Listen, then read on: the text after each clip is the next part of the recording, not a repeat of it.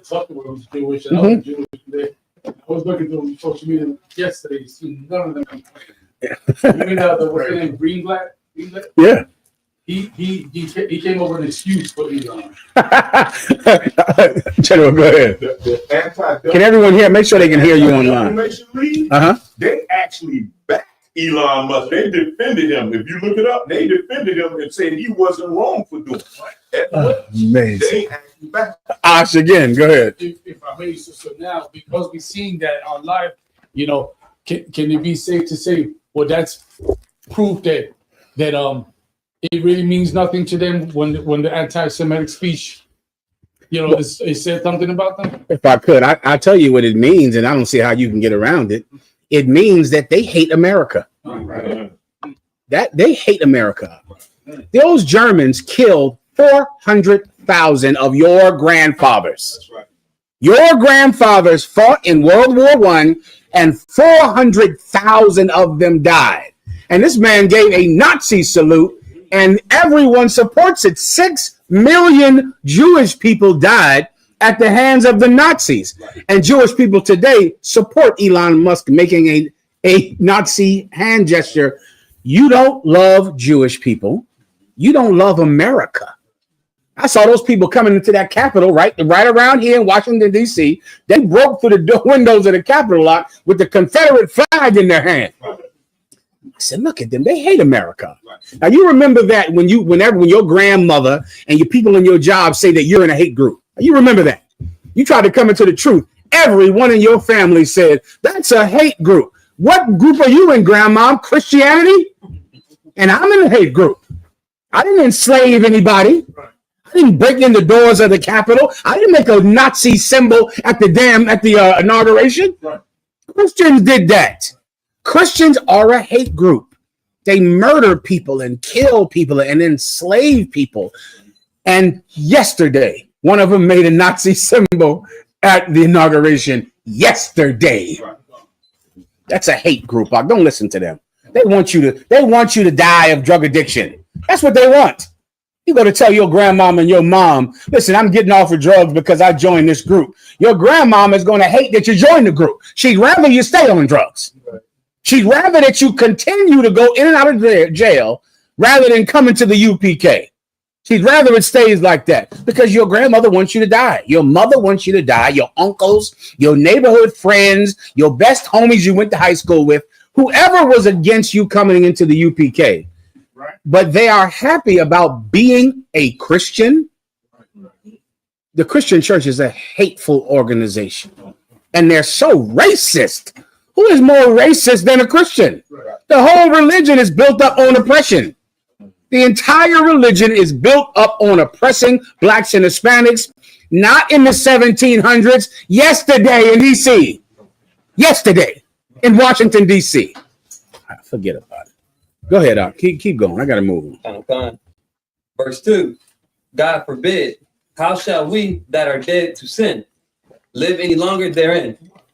Paul said, God forbid, I'm not going to continue to sin after I realize I've been forgiven for sin. I'm not doing that. What type of piece of garbage would you have to be to continue to sin after you know that Jesus Christ died because of your sin? What type of animal are you? You don't have a conscience? You think the whole meaning of Jesus Christ is to give his life so you could molest more children, so you could rape more women, so you could get more high. He died for that. You were doing that before he died. So he died for you to continue. You're a piece of garbage, just like your reverend, just like your preachers, just like your Catholic priests. And you're in that evil, hateful, racist group called the Christian church. Continue. Verse 3, know ye not that so many of us as were baptized into Jesus Christ were baptized into his death? Don't you know that so many of us as were baptized into Jesus Christ? The term baptized means cleansed. So many of us that were cleansed from our sin and we started to follow Jesus Christ, we were baptized into his death, meaning the whole reason that we were able to join him is because he died. Meaning without him dying, he would not be the Lord of Lords and the King of Kings. Without him suffering and getting stabbed in the side and handing himself over to his enemy to be killed, none of us would even be able to follow him. We were baptized into his death. Continue. Verse 4. Therefore, we are buried with him. Therefore, because he died so that we could follow him, therefore, we are buried with him. Since he had to die to become the leader of our organization, then if we're going to join it, we have to die too. That's what this precept is talking about. You cannot come into the truth and be who you were before. You can go to church and do that, however. You child molesters, you love little children touching them, just go to church. They're going to provide the children with you. They gave Eddie Long a youth program. Did y'all know about that? I think a Christian looks at the crowd in the choir and they go, who is really going to touch these children good? That's our child choir director right there. That's the one who's going to head the daycare center. Come on over here, Raheem. Raheem, you look like you'd be an excellent daycare center worker. I think they picked the nastiest homo in it. Otherwise, who in the hell picks Eddie Long to run the youth program? You're putting the wolf in the hen house, huh? God damn. Keep going. Okay. By baptism into death, that like Christ, that like as Christ was raised up from the dead. Why do we have to die with him? Because just like he died and then was reborn, just like him, we also will die and be reborn. So now, how do you die? This death is spiritual. It's spiritual. This is the death when you don't eat pork anymore. You don't celebrate Christmas or Thanksgiving or your birthday anymore, you stupid baby. You don't celebrate your birthday anymore, you 50-year-old child. You stop doing that. You don't celebrate Christmas. You don't eat pork, eat shrimp, eat crab. You don't molest children. You don't sell drugs. You don't commit crimes. You don't embarrass Commanding General Yohana in any way at all. That's right. Now you're born again. Now you're something completely different than just a product of your childhood trauma. That's all you were before you found the truth. That's what were you, except just a thing that this uncle created when you were 6. How many people I counsel? And when were you first molested? 6. So from 6 years old, your life was set on this course. And you don't want to get off it at all. You're going to just stay on this course.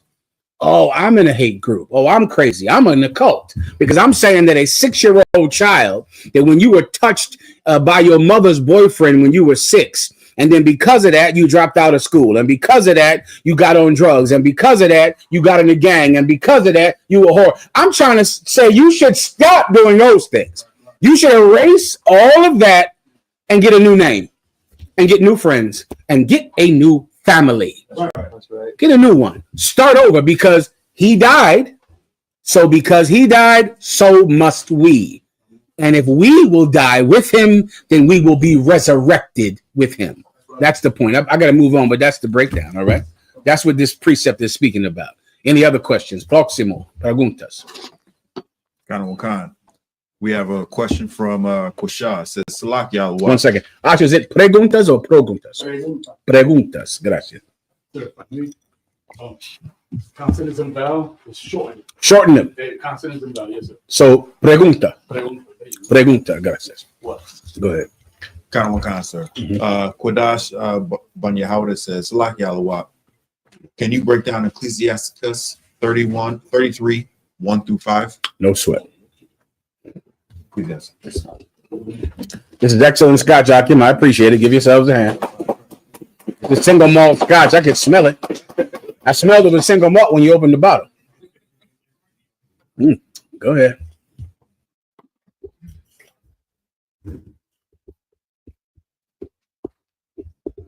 Whenever you're ready. In the Apocrypha, right? Or no? Okay. Is it? You got it?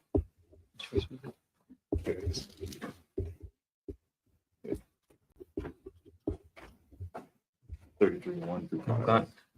The book of Ecclesiastes 33, verse 1 through 5. There shall no evil, Salakia, happen than to him that feareth the Lord. But in temptation, even again, he will delure him. Give him a hand. Outstanding. I believe the sister, she just wants, or he just wants a simple breakdown on it. It's talking about the Most High's protection, and that if you're going to obey the Most High God, he's going to protect you, but you're going to have to fight temptation to earn that protection. The Most High God is not some absentee father. That's not how he is. And he doesn't just hand you things simply because, because you're his son. That's not how it works, or you're his daughter. If you want something from this father, you got to earn it out. You're going to have to do something for it. So you want his protection, you want him to watch over you and guide you, no sweat. Well, then he's going to tempt you to do something wrong so that he can see whether or not he's wasting his blessings on you. Because the minute, if you're someone that's going to go off all simply because, you saw something that was evil and you had to have it, then why waste any protection on you? You should die. You should be unalived immediately. And don't worry, you will. It happens every day. So part of earning God's protection is resisting temptation. You're going to find that temptation on the internet. You're going to find it in your weeping heart when you want to have sex with your ex, even though she has a man, right? When you miss her so bad. You sisters, when you want to go, now you hate your husband because he has another wife. Your ex who you left because he was cheating on you, you're going to want to be with him again. That's what happens. That's temptation. You want to backtrack on all your exes. That's what a whore likes to do. Y'all heard about that, sisters, right? A whore, she breaks up with a man because he was cheating on her, right? And then she moves on. She hates him. She can't stand him. She got to get away from him. Then she gets a new man in the school and he has another wife. But then, of course, she goes on Facebook and she sees her ex who she hated now. Now she wants to be with him again. And then she sends him a little message in the inbox, or he sends her a message. And then this ex who you hated, who you talk so terribly about to your husband, because he traumatized her, y'all. Did y'all hear about that? Right. She gonna talk about him the whole first year of marriage. Well, he was abusive. This is how you know when you should be careful. He was abusive how? Well, he was emotionally abusive. That's not a real thing. Emotionally abusive. He beat your smile. He beat your soul. That's what he did to you. He beat your happiness. He choked your hope. Abuse is one thing, everybody. Abuse is always physical. Do you understand? Go ahead. The DEI off the table. Break it down. He rescinded all the DEI stuff or what have you, all the sensitivities. Oh, right. Sensitivity chain. All right. Yeah. Well, if you hated him so much because he was so abusive, but you are going to want to go back to him. That's going to happen. You're going to want to be with him again. You're a whore. And that's all that means. Now, or you feel that feeling and you say, you know what? I'm not doing that. I'm not going to be a whore. That's just temptation. That's just a demon trying to get me to ruin my life. That's what you have to do to get God's protection. Everybody understand. All right. Anything else? That's it, sir. All right. Próximo preguntas. Pregunta.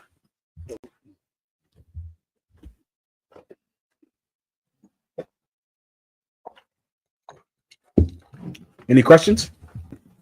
None in the room? Y'all all right? You know everything. It's good to know everything. Where are the videos I need? I have Adam Clayton Powell pulled up, sir. Adam Clayton Powell. That's going into Martin Luther King.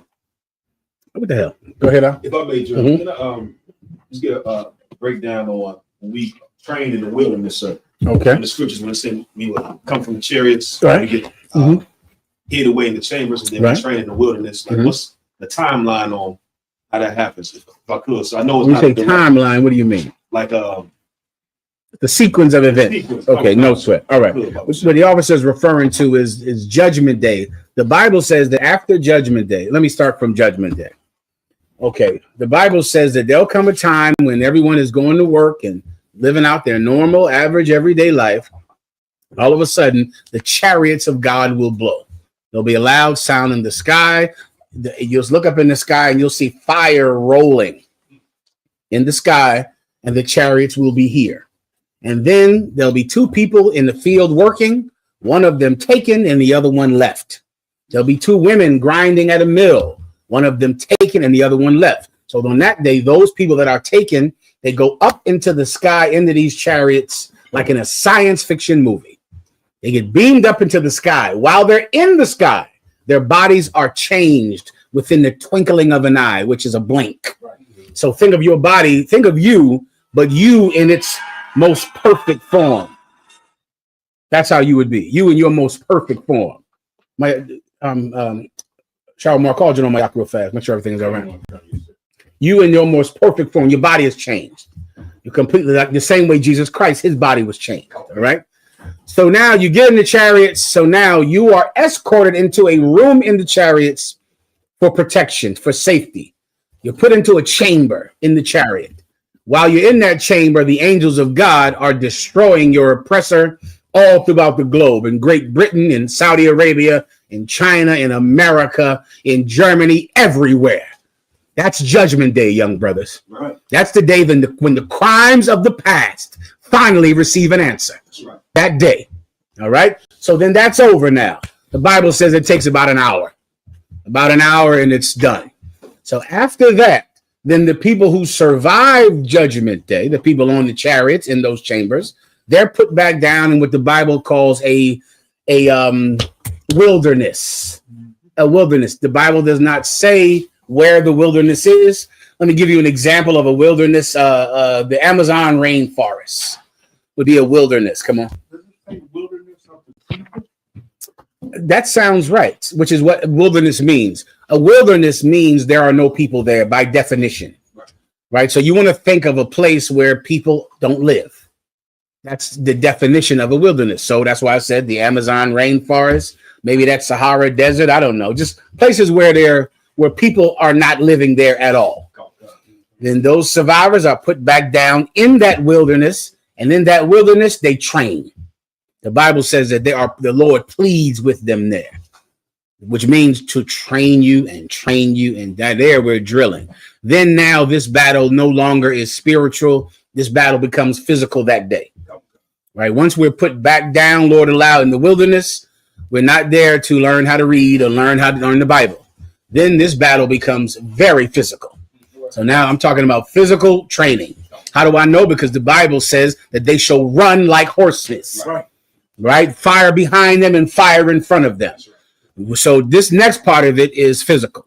And now with that physical ability from our bodies being changed and from all of the training that we're doing in that wilderness, then we go and destroy the remnants of all the nations of this world and put them into captivity. In that wilderness, we'll be training, we'll be making sure. And also remember, there'll be a multitude of people who weren't even in the truth.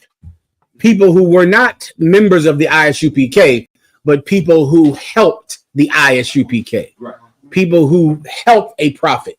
So because of that, they receive a prophet's reward. Those people are going to have a rough day out there because you, of course, have been training before Judgment Day. Right. But there'll be people who pay their tithes online, who put money in our buckets, who support us in some way. And there's tons of them. Most of you probably know people who they don't have the strength to come into the school because they're drug addicts. That's the whole reason. Let me move this for a second. Somebody put this over there somewhere. You got it, sis. Come on. You get it? It's a lot.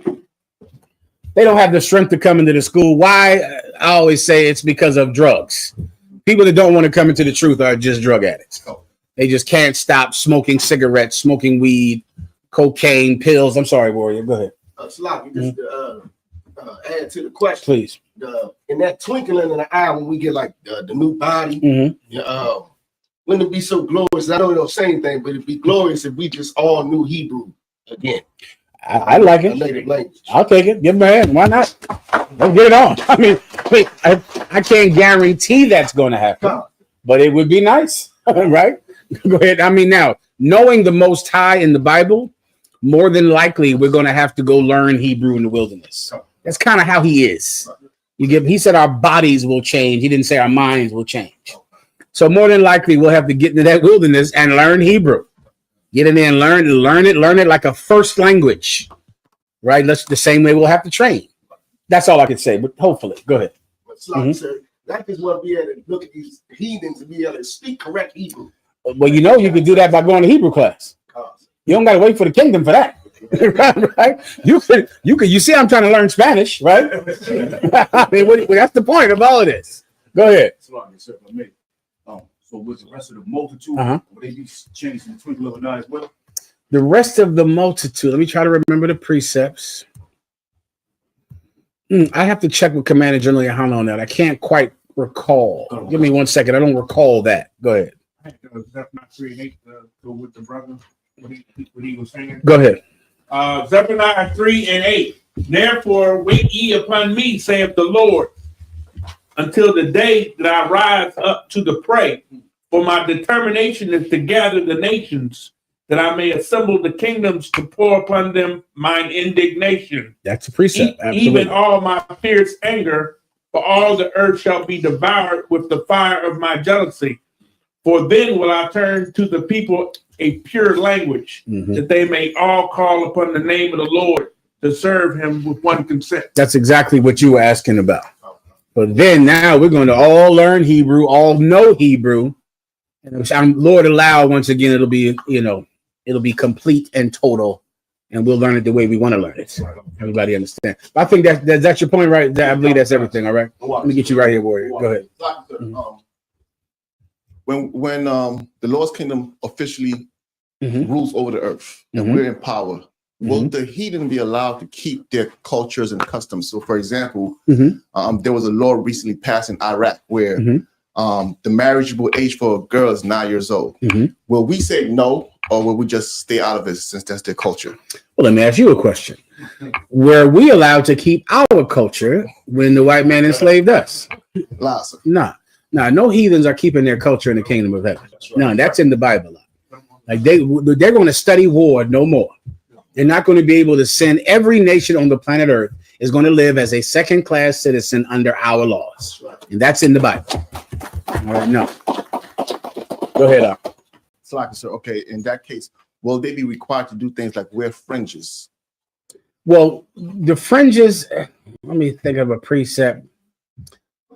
Okay, the fringes, I'd have to check with Commander General Yohana. It's priestly. It's a priestly thing. You want to think not so much become priests because they can't ever be priests. Simply like blacks and Hispanics can't get a job now because of Donald Trump, right? There are things that we're not allowed to do, even though we're Americans and we're citizens and we're here. But God forbid you try to go and get a job somewhere, you're not allowed to get that job. You can't be a felon and get a job. Donald Trump is a felon and rules the planet Earth right now.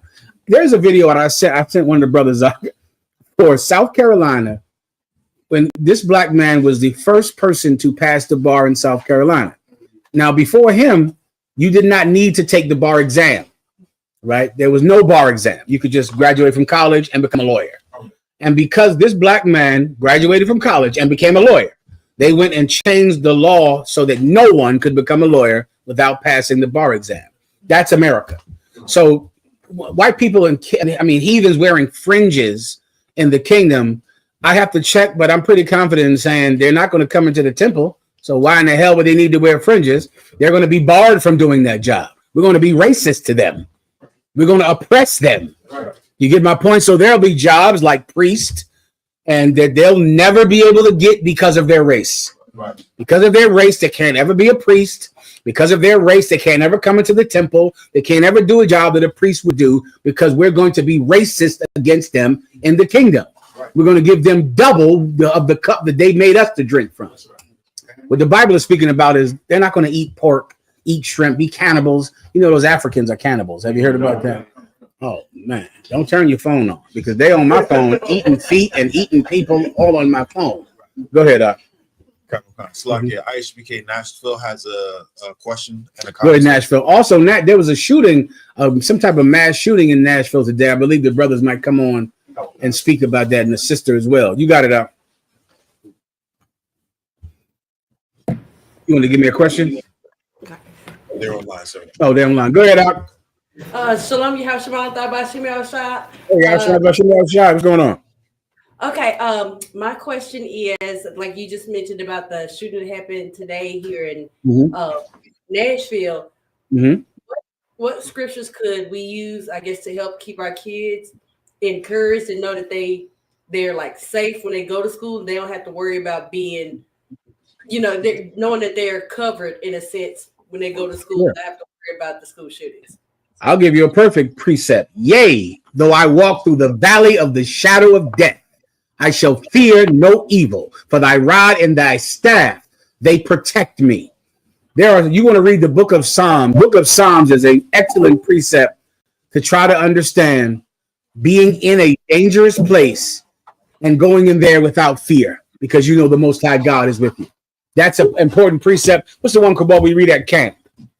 The camp prayer. The camp prayer. Second Chronicles 14 and 11. The Psalm I just talked about. We can read that in a second, but that's an excellent precept. You understand? And remember, earlier we read the precept. We read the precept where the Most High God said that He will protect us, but we'll have to suffer temptation. Right? If your children want to be safe in school, make sure they don't become drug addicts. Let your kids know, do not become a drug addict, because if you are, you're not safe in school. You're not safe walking down the street. You're not safe in your house. Drug addicts aren't safe in a house. Why? Because they go on the internet and they meet people and they give that person their home address. They're safe at school. You ain't safe in your goddamn home. Why? Because you told strangers where you live. Why? To have sex with them and to get high with them. So yes, you can be safe anywhere, or you can be in danger anywhere. Everyone understand? You understand, Nadia, right? Those are precepts. Just remind me later if you could, and I'll give them to the class in a second. Any other questions? Selected, so I just had a comment. Go ahead, Doc. So today there's that's on the left side. So that's on the left side. Okay. There was a shooting.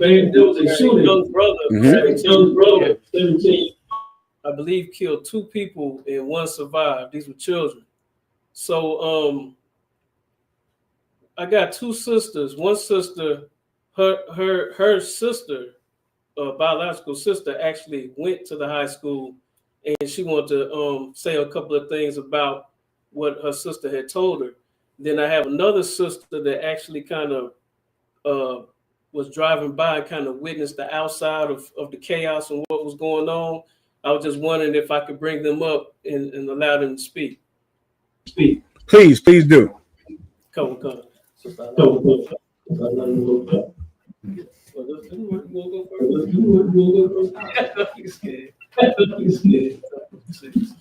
It's all right. If she wants, she can wait till the end as well. If she's not ready now in the shop. Come. Are y'all ready? I think they're ready, sir. Okay. What's your name, sis? Naamana. Well, I'm very happy to talk to you, Naamana. What happened today? Well, what I know happened my sister goes to Antioch, and I was texting her, and she told me that she seen the boy that actually unalived the young girl. Apparently, they were beefing over a girl, sir. He shot the girl, shot people live. That's and your biological sister goes to this school, and she saw the boy who shot the girl. I'm so sorry your sister had to go through that. I'm so sorry. That's a terrible thing. But of course, it highlights the reason that keeping the commandments of God and being in this truth are so important. Like, this is a dangerous place. It's absolutely dangerous. And the sin that's committed here is the reason it's so dangerous. That's the reason. I'm so sorry for what happened to your sister, okay, for her having to witness that. Was there anything else you wanted to say? Nah, sir. Most High in Christ. Give her a hand. Well done, sis. Well done. Good job. Good. All right. Was there anything else, Nishak? Go. I had one more sister. Please. I'm sorry. Yahweh What's your name? I'm Ayla, sir. Ayla. Shalom, Ayla. How have you been? Shalom, I'm great, sir. How are you, sir? Let me see. I'm outstanding. Okay, what happened? So, as I was going today, we live in Antioch, So my kids, there are 2 high schools that we have there. One is Cane Ridge and one is Antioch. They're about 2 miles apart from one another. My twins go to the high school that's down the street from the school that this happens to. So as I was going to take my mother to the doctor today, we seen a caravan of police just going that way. I just thought maybe they were transporting someone first. And then as we go by, we just keep seeing police. So I was like, something has happened, and it's in Antioch. I knew because something's always happening there. So I text my daughter and I was like, are y'all okay? And she was like, yes, we're fine. And then she sends me a text back, Mama, we're on lockdown. Somebody was shooting in the school. Well, come to find out when we get there, she was like, it's not here. It's at Antioch. She was like, a boy opened fire at school. It's 3 people hurt. So at first they were saying that it was just 3 people injured. But what happened was the young man had been setting up an account for over like the last couple of days. He put out a parody account, which is like a fake account. And he been, on Twitter, which they call X now. So the kids are sharing it all through Antioch and through Cane Ridge. So she sent it to me. And when she sent it, the account had on there his manifesto, his where he had been talking through hate groups. He was a black young man. His name was Solomon. And he didn't like that he was black. He wanted to be white. So he had took the clip and wrote kids' names on the gun. It was like 10 different kids under his manifesto, under this fake account that he had created. And he had went in school, went on his account. He had slashed the gun while he was in there. He was in the bathroom with the gun. You see him, like that's him with his boots on. You can see it and all of this. And at first the news wasn't, they were saying that it was bullying, that he was being bullied. And then they came back a few hours ago and said it was a hate crime because there's a news account that we have here called Antioch News. And they had put all the information on there and shared the account for where the young man had been putting this on X under this fake account. So they now changed to and they're saying it's a hate. Now he's black, and they're saying it's a hate group because he hates black people. No, not because he just hated black people, but he put Israel, the fake Jewish people, and the Palestinians, and he got black people, he got Hispanic people, Arabic people, like anybody who's not white. And one of the questions they asked him, there's like this manifesto kind of like questionnaire that he filled out, and they asked him, do you are you a white supremacist? And he put on there, no, because I'm not white.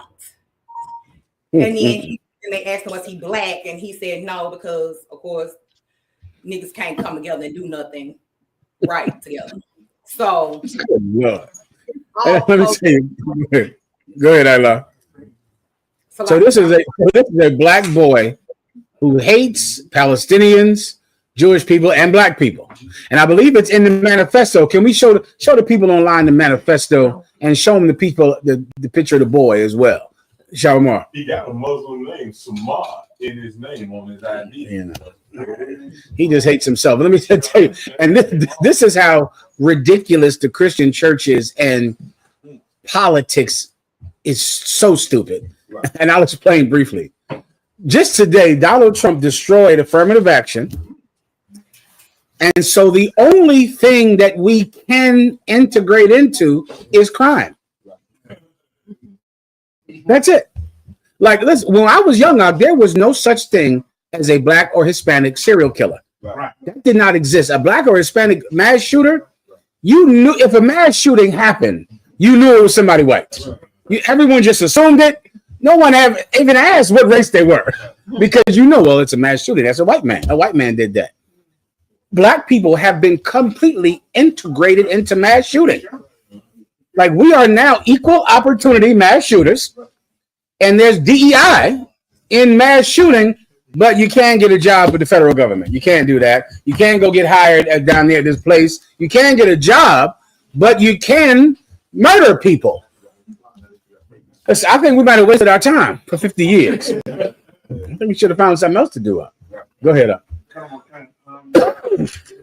The first time I remember about a mass shooting is the one where the cat got up into the tower. The white person got up into the tower back in Kent State shooting or what have you. Like that was the first time, and then when crack came, you know what I'm saying, then you saw the other side where you know black people was doing any and everything. That was a bad time. Yeah. And so you know what I'm saying. That's well. Now here we are. Well, listen, you wanted integration, right? You got it. Right. Now a mass shooter could be a man of any race. A woman could be a mass shooter. Now black people murder the same way white people murder. That's the melting pot that we receive here in America. All right, let me get another question. I'm sorry, Allah, was there anything else you wanted to say? So like, I'm sorry. Oh, Go ahead, Nisha. Huh? So like, sir. No problem. Give her a hand. Well done. Okay, let me get the brother right here. What's going on? In Matthew's chapter 9, when he was talking about John the Baptist saying that said that if any man teach anybody to break these, he will be the least in the kingdom. I didn't say teach, but it just said he'll be the least in the kingdom of heaven. I had a question about since in the last life he was Ezekiel. Right. And he did great things. I wanted to know, when you get in the kingdom of heaven, and he's saying that if any man teach anybody that he break these commandments, will be least in the kingdom. Would that account for the last life you live before we go to the kingdom of heaven? And I'm only asking this question because he was Ezekiel before. He was Elijah. And he did, great things. Great things. And then in this life, he did. He did something. How would that play in the kingdom of heaven? Okay, which like in everything when it comes to the Most High, it's very simple. You get what you earn. You will not get rewarded because you did something great in the past life. You better do something great in this life. Because the Most High is not that kind of father that says, I don't care what you did today. You were Ezekiel 2,000 years ago. That's not how he worked. You understand? Jesus Christ did not think the Father was like that.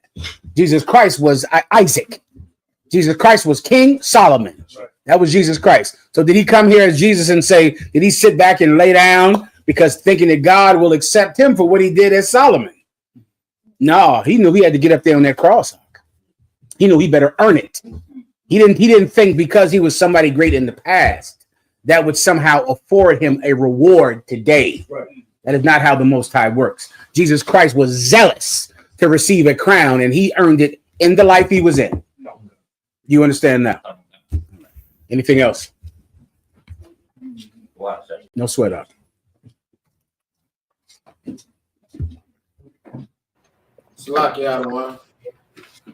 I'm right here, Rock. So, lucky, sir, if I could, I had one more sister, one more comment, if I could. Please. All right, Slack, y'all. I'm sorry to come back up. No sweat. One other thing that just kind of piggyback off what Sister Allah was saying is, there's this thing about Nashville schools.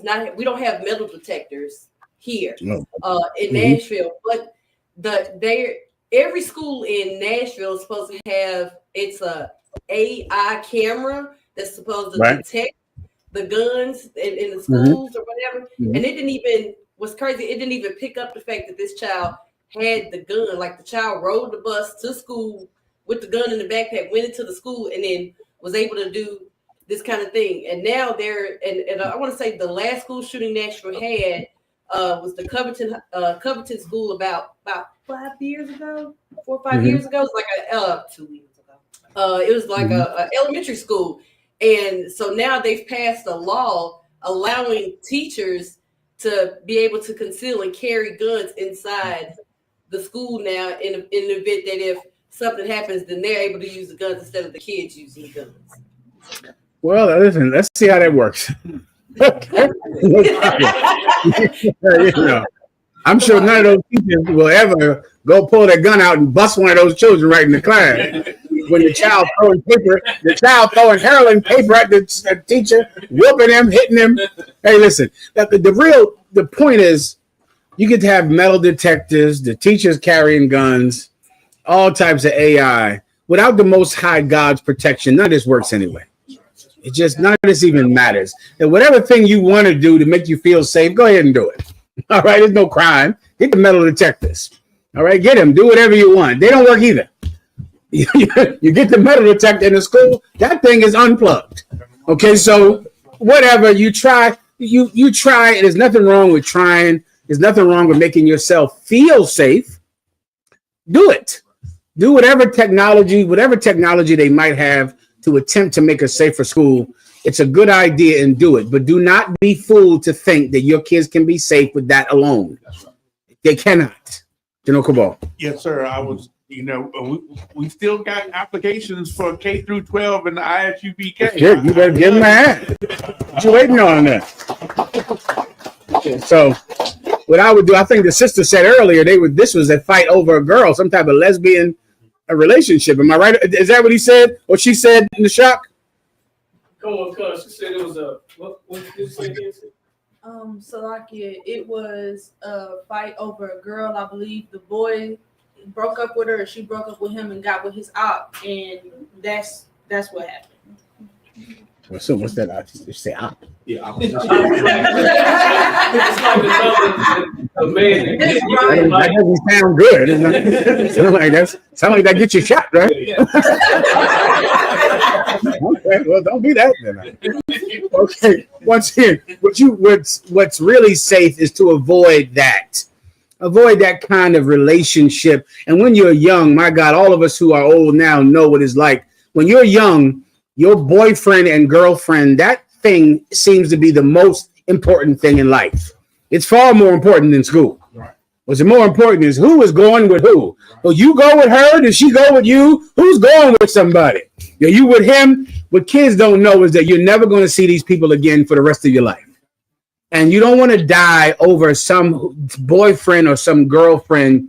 You don't want to die over something like that. That is sexual perversion. It's a demon. It's something trying to get you to lose the future that you would have if something was more important to you than who is your boyfriend. Now, here's the sad news. That continues until you're 45 and 50 years old. Right. Life to people out in the world is only about a boyfriend and a girlfriend. There's nothing else more important than life. It's all that life is about. There is nothing that matters more than boyfriends and girlfriends. Who's getting a boyfriend? Who's getting a girlfriend? It's why social media exists. See, the existence of social media is because people are zealous about meeting someone to validate their sad and lonely existence.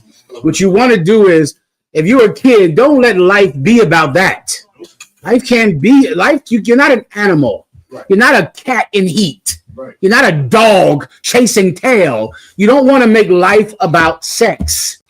I'm going to go into that tomorrow in Baltimore about how life is all about pleasure. Life is about what you can taste and smell and have sex with. And sometimes because of that, you're going to die in school. That's what's going to happen. All right. If you need precepts for this, you want to look up the murderer precepts about how the demon of murder has taken hold of our people in Isaiah, how we're plagued by murderers. Imagine being a people when you're 13 and your life is about murder. My God, man. How old was it? This is a high school or a grade school? High school, sure. Some high school. How old were these kids?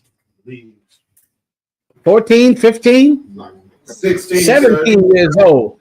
And brother, just so you know, this is no different than when I was a kid. By the time you were 14, life is all about murder.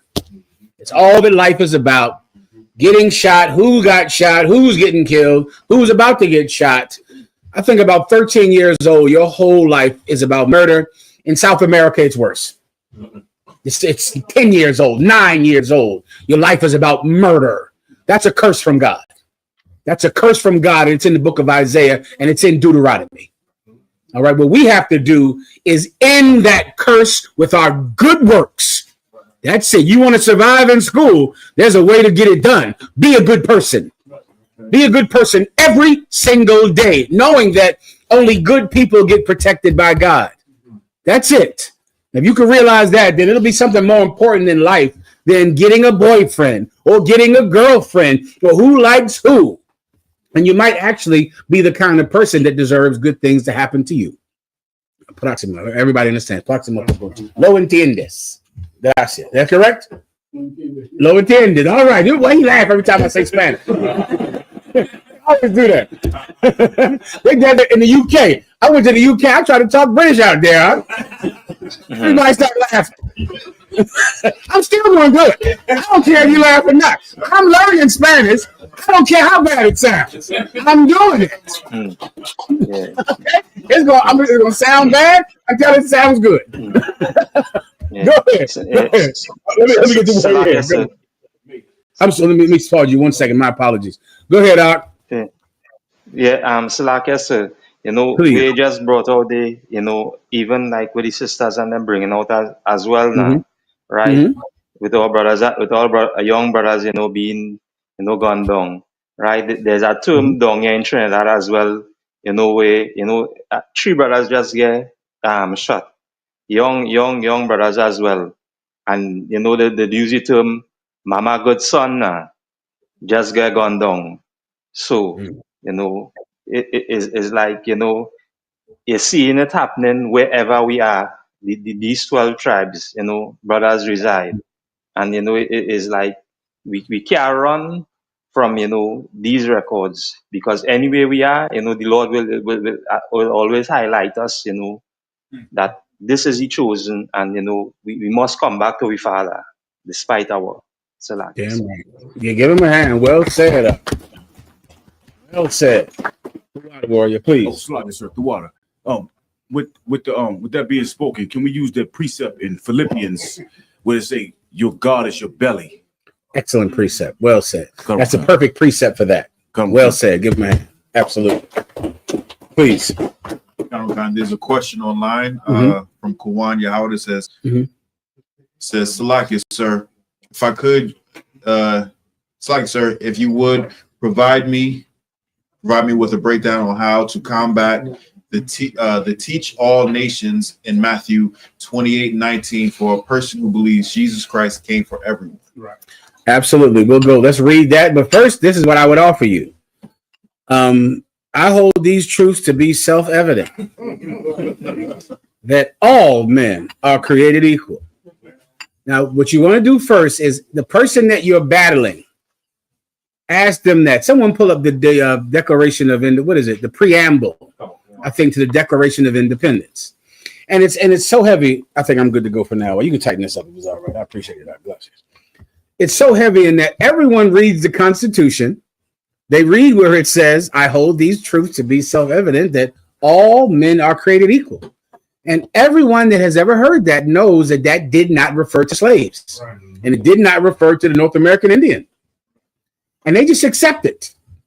Like no one ever says, well, they must have that, you know, they must have the breakdown wrong on that. That must not mean that. Everyone just accepts that when it says all men, it actually is talking about all white men. It's universally accepted. Who does not know what I'm talking about? Has everyone ever heard the all men are created equal in the Constitution? Raise your hand if you heard it before. Now, have you ever said to yourself, that's talking about black people and Hispanics? No one. There's no one that ever said that's talking about black people or Hispanics because they know in 1776, black people were in chains and would be for another 100 years. And they knew that the North American Indians were being killed. So they just accept that even though I see all men, I must not understand what the writer was really trying to communicate. Keep that in your mind when we read the Bible. I know you're going to see all people, all nations, but if you think it's referring to everyone on the planet, clearly you do not understand what the writer was trying to communicate. Right. Give the Bible the same benefit of the doubt you give the Constitution. Yeah. Just do the same thing. All right? Now let's read. Go ahead. I got it right here, sir. The Declaration of Independence.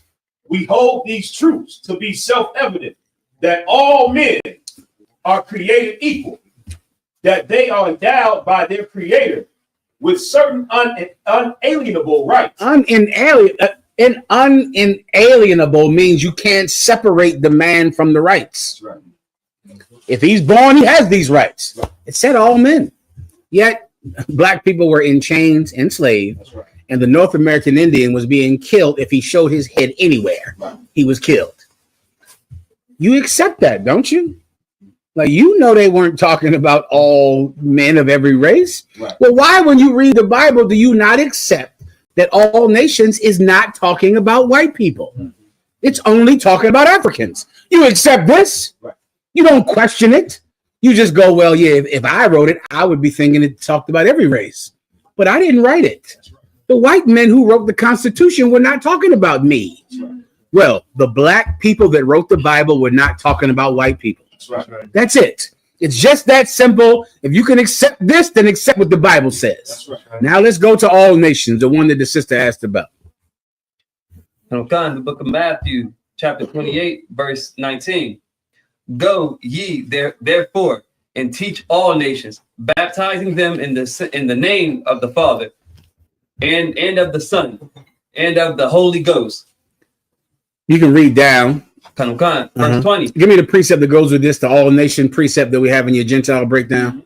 Go to Deuteronomy 7 and 6. the water. All of them. There you go. Deuteronomy 7 and 6 you need, and give me where the Israelites were scattered into all nations. The Bible says, go and teach all nations. It is not talking about all people. It's not. I know it seems like that. Remember the Constitution. That's right. I know it seems like that. But when Christ said, is this in the New Testament or the Old Testament? New Testament, right?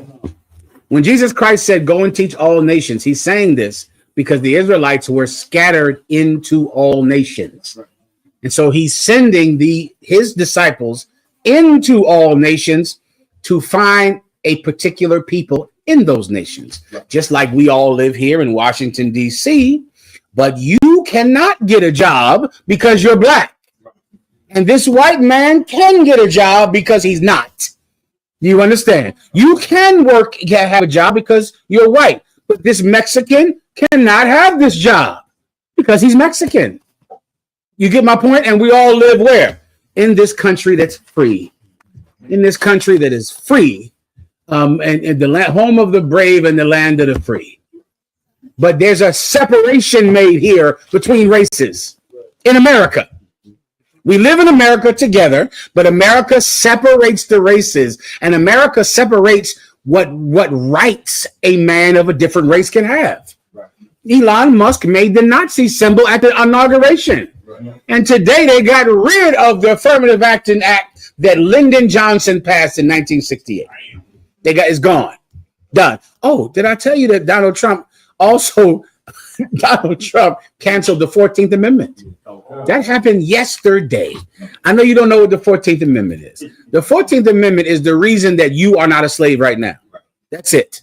It's the only thing that made you an American citizen if you're black or Hispanic. The 14th Amendment, remember, when the slaves were freed, right? After the Emancipation Proclamation, they were freed, but they had no rights because they were not Americans.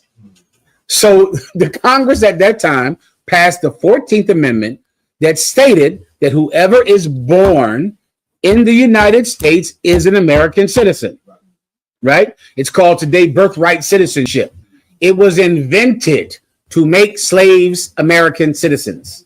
That's why it existed, because without that, you were free, but you had no status. You weren't Americans and you weren't Africans because you had been gone from Africa for so many years. So you were nothing. So they passed this amendment. They made it a constitutional amendment so that every slave would be an American. Why? Because he or she was born here. General Cabal. Like the states, I believe, the states, they wouldn't change their laws to make you have state citizenship. No. So the federal government had to come in and give you a 14th Amendment citizenship. Yeah. And Maryland was not making you a citizen. Exactly. And Virginia, you can forget about that. Okay. So the federal government came in and said, if you're born here, you're an American. That's that. So now you have every right, every inalienable right that Americans have because you're born here. And that's been going on since the end of slavery, and that's over. And I don't know how anyone could say that, because if you're not a citizen because you're born here, then what in the hell makes you a citizen then? It's in the Constitution that you're a citizen if you're born here. But now that's not true. So now what in the hell makes you a citizen? There could be only one thing that could make you a citizen, and that is if your forefathers were born here. Come on. All men are created equal. That's the way it. Meaning that white men are born. That's the only thing that could make you a citizen, is being white. That's it. Because if it is not based on if you're born here, then what the hell is it based on then? Right. So do we all accept that? Yeah, we accept it. We accept that we're all Americans, but we don't have the rights of white Americans. Here's the good news for blacks and Hispanics. That Bible, everyone reads it, but white people do not have the rights of black people in the Bible. That's right. Hispanics do not have the rights of white people in the Bible. White people don't have rights in the Bible. They have none. White people have no rights in the Bible. Africans have no rights in the Bible. Arabs have no rights in the Bible. Now, you accepted you not having any rights, but you can't accept the fact that white people will have no rights in heaven? You might be an Uncle Tom. That's the part of my topic tonight. You might be Nelly. All right, am I done with this? What, do I need to read this? Who? I think Nashville. I mean, what scripture was here? She wanted the all nations one. Oh, let's give her a precept for all nations. Yeah. Go ahead. Tell her where it is. Deuteronomy chapter 4, verse 27. And the Lord shall scatter you among the nations, and ye shall be left few in number among the heathen. See that the reason that Jesus Christ sent his disciples out to teach all nations is to teach the Israelites in all nations, because there are Israelites in Mexico. Is everyone an Israelite in Mexico? No. No, the president of Mexico is a Jewish white woman. That's the president of Mexico, a Jewish Schwarzenberger. I made that name up, but it's probably right. It's probably close to the real name. Go ahead. El Salvador and the Dominican Republic, their president is Arab. Forget about it. El Salvador, the Dominican Republic have an Arab president. So if you went to Mexico, not every Mexican is a child of God. Not every Mexican would have rights according to God. You get my point? And I'm sure if you live in Mexico and you are a real Mexican, you are oppressed under Jewish people and under Arabs and under Chinese people. It's no different. Why does the Bible have to be different? It's just like real life, except it's the only thing on the earth that favors us. That's right. That book favors blacks and Hispanics. It is prejudiced on the side of blacks and Hispanics, and the Constitution of America is prejudiced for white people. And the Mexican government is prejudiced to white people, and Venezuela is prejudiced to Arab people, and the West Indies are prejudiced to Elamites and Chinese people. The Bible is prejudiced in favor of blacks and Hispanics. Come on. It's up on the screen. Her name is Claudia Scheinbaum. You see that? That's the same thing. Schaudenberger. That doesn't sound Mexican. I don't know if you know, but that's not a Mexican woman. All right. She's a white woman, and she's oppressing real Mexicans. You telling me the whole country of Mexico, you couldn't find someone who is actually Mexican? They're being oppressed by white people in Mexico. All right. Jesus Christ said, go to all nations, but he didn't want them to teach every person in those nations, but a particular people who were living in those nations because of slavery. All right. General Cabal. Yes, sir. Did she go over verse 20? I don't think we did. Let's do it real fast. Go ahead. Matthew chapter 28, verse 20. Psalms 91. Haas texted me earlier. James 1:1. There Go it is. Teaching them to observe all things whatsoever I have commanded you. And lo, I am with you always, even unto the end of the world. Amen. What's this one for? What precept is this for? Matthew 15 and 24. For Jesus Christ sending to everybody, right? That's right. There you go. That's he commanded us. Shalom. That go not into the way of the That's Gentile. what you need. He go not into the way of the Gentile. That's correct. Next question. Come on. There's a question from Alberto Guevara. Says, can I get a breakdown on Jeremiah 33:3? Please. Jeremiah 33:3. Someone please read. Then otra vez. That means more wine, more liquor, more something in that cup. All right, go ahead. Gracias. Go ahead. Jeremiah 33, verse 3. Call unto me, and I will answer thee, and show thee great and mighty things, which thou knowest not. Verse 4.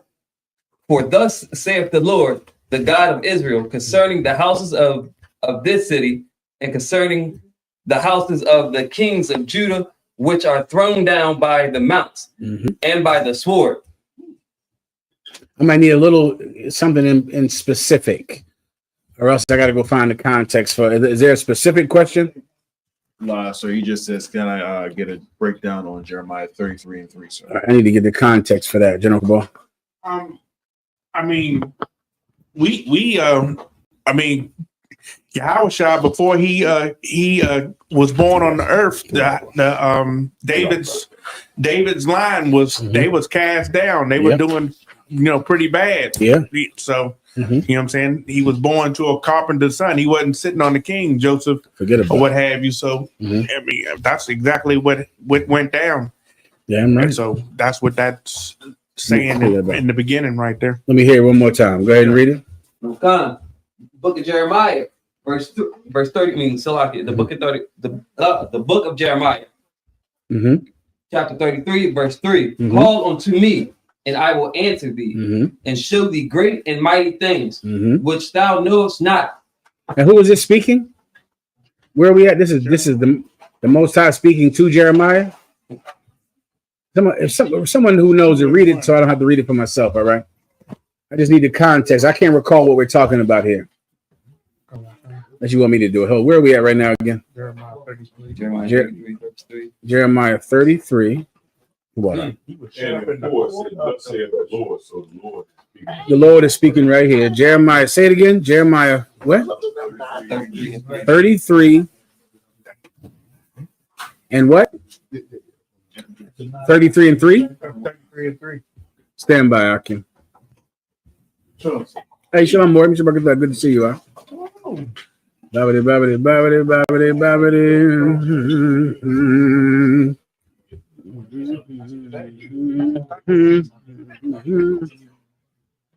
Okay, all right. Let's read 4. Was there a question in 4? Okay, go ahead and read 3 then. Verse 4. For thus saith the Lord, the God of Israel, concerning the houses of this city, and concerning the houses of the kings of Judah. This is precept, like General Kobal said, is about the prophecy about the kings of Judah, meaning the kings of the house of David. As you know, before the house of David, Judites were not kings in Israel. There was only one king over Israel before David, and the king came from the house of Benjamin. All right, and Benjamite was the first king over Israel. His name was King Saul. King Saul, the kingship was stripped from him because he refused to kill till the Lord's anger was satisfied. He did not want to do it. He lost his stomach for blood. And because of that, he lost the kingship over Israel. That's a fact. That's in the Bible. All right. And so then the Most High gave the kingdom to David to rule and to become king. And then they lost it because of their stomach for lust, their stomach for greed. And because of that, the house of David no longer could become kings. And by the time Jesus Christ was born, his family were carpenters. They weren't kings. His father was a carpenter in a poor city, someone who was actually the heir to the throne of King Solomon, his forefather. But by then his family had fallen off so much, he was making, beds or making dressers in a ghetto. And so this is the prophecy that the Most High God gave to say this was going to happen. Read 4. Okay. Which are known, which are thrown down by the mountain and by the sword. You understand? Meaning the house of David and the kings among David were going to be thrown down. All right, read 4. Okay. Verse 4. For thus saith the Lord, the God of Israel, concerning the houses of this city, and concerning the houses of the kings of Judah, which are thrown down by the mounts and by the sword. I think that's it. Yeah, I broke it down for you just now. Everybody gets that, right? Okay. All right, next question. From Yaramam, says Salakia, Shalom, Yahweh Shem Yahshua Barakatah. If you see fit, may I get a breakdown on Isaiah 56, 6 through 8, Baba Bashar? Absolutely, I'd be happy to. Isaiah 56 and 8. All right, someone grab it for him, please. If anyone has a question in the room, sisters, brothers, just ask the question. It's no problem. Don't be scared. Everything is okay.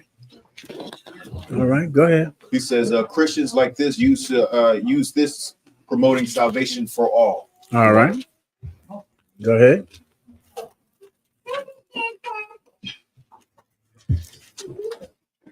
Six. I like they can't read. Just tell you who we gathering. Obviously. Go ahead. Isaiah chapter 56, verse 6. Also the sons of the stranger that join themselves to the Lord to serve him and to love the name of the Lord, to be his servants, everyone that keepeth the Sabbath from polluting it and taketh a hold of my covenant. Just read it from the top again. Verse 6. Also the sons of the stranger that join themselves to the Lord to serve him and to love the name of the Lord, to be his servants, everyone that keepeth the Sabbath from polluting it and taketh a hold of my covenant. Okay, I would whoever asked this question, okay, who do you think this is talking about? Like, what are you saying? Okay, know what this precept is like? This precept puts me on the search for the very elusive thing that I've always heard about, and that's the good white person. Like, this is a good white person scripture. I guarantee that whoever believes that there are good white people, they use this to say, but what if they come back and keep the Sabbath? What if they love God? Who are you talking about? Tell me who you know who fits this description that's white. I'm sure you got a white friend. By the way, that leads me to bring out something I wanted to bring out tonight. It is absolutely not gangster to have a white friend. You cannot have a white friend, though. You brothers out there in the world, if you got a crew, you know how when you were back in the world, there was a crew of brothers. If you had a white friend in your crew, that crew was not cool. They are not cool. And I've heard about this thing where you think you're tough and cool, but you got a white boy in your team. That is not you. No one is afraid of that team. That is not gangster. That is not cool to have a white friend in your crew. Osh. Because you see, that brought me back to when I was younger on the block. We had a white boy named Rack. So one day I'm coming out of slavery. Rack sees me, and hey, what's up, Rack? He embarrassed me in front of everybody. I mean, it's terrible. Sometimes I remember back in the day, you see him coming into the roller skate ring, or you see him all these brothers, and then Ricky, he's sitting there among them. Come on, why don't you just leave now before we beat all of you up? Go ahead. Like I remember, there was a rapper back in the days from Onyx and Sticky Fingers.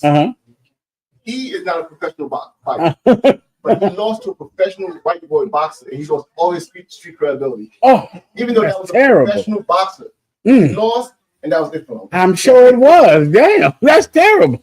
Go ahead, right there. That's like it's out in Baltimore in the hood. If it's a white boy out there, and he acting black, that is like, and also it's like sir, right now, like in the media, they got a white guy named, they call him White Bomb, and he's starting to get like popular because I guess he act black and he gangster. I mean, you're going to get all those black people beat up. Okay, because if there's a white boy in that crew, is this something in black people that wants to beat up that crew? Because you let a white, it looks weak to have a white boy. Now, this precept is one of those precepts I know you're using to say, well, what if he's a great white boy? What if he is just the most wonderful of all white boys? You tell me who you have in mind. Who do you know that fits this description that's white, General Cabal? It kind of reminds me of, you was the token nigga, and you had to hang around.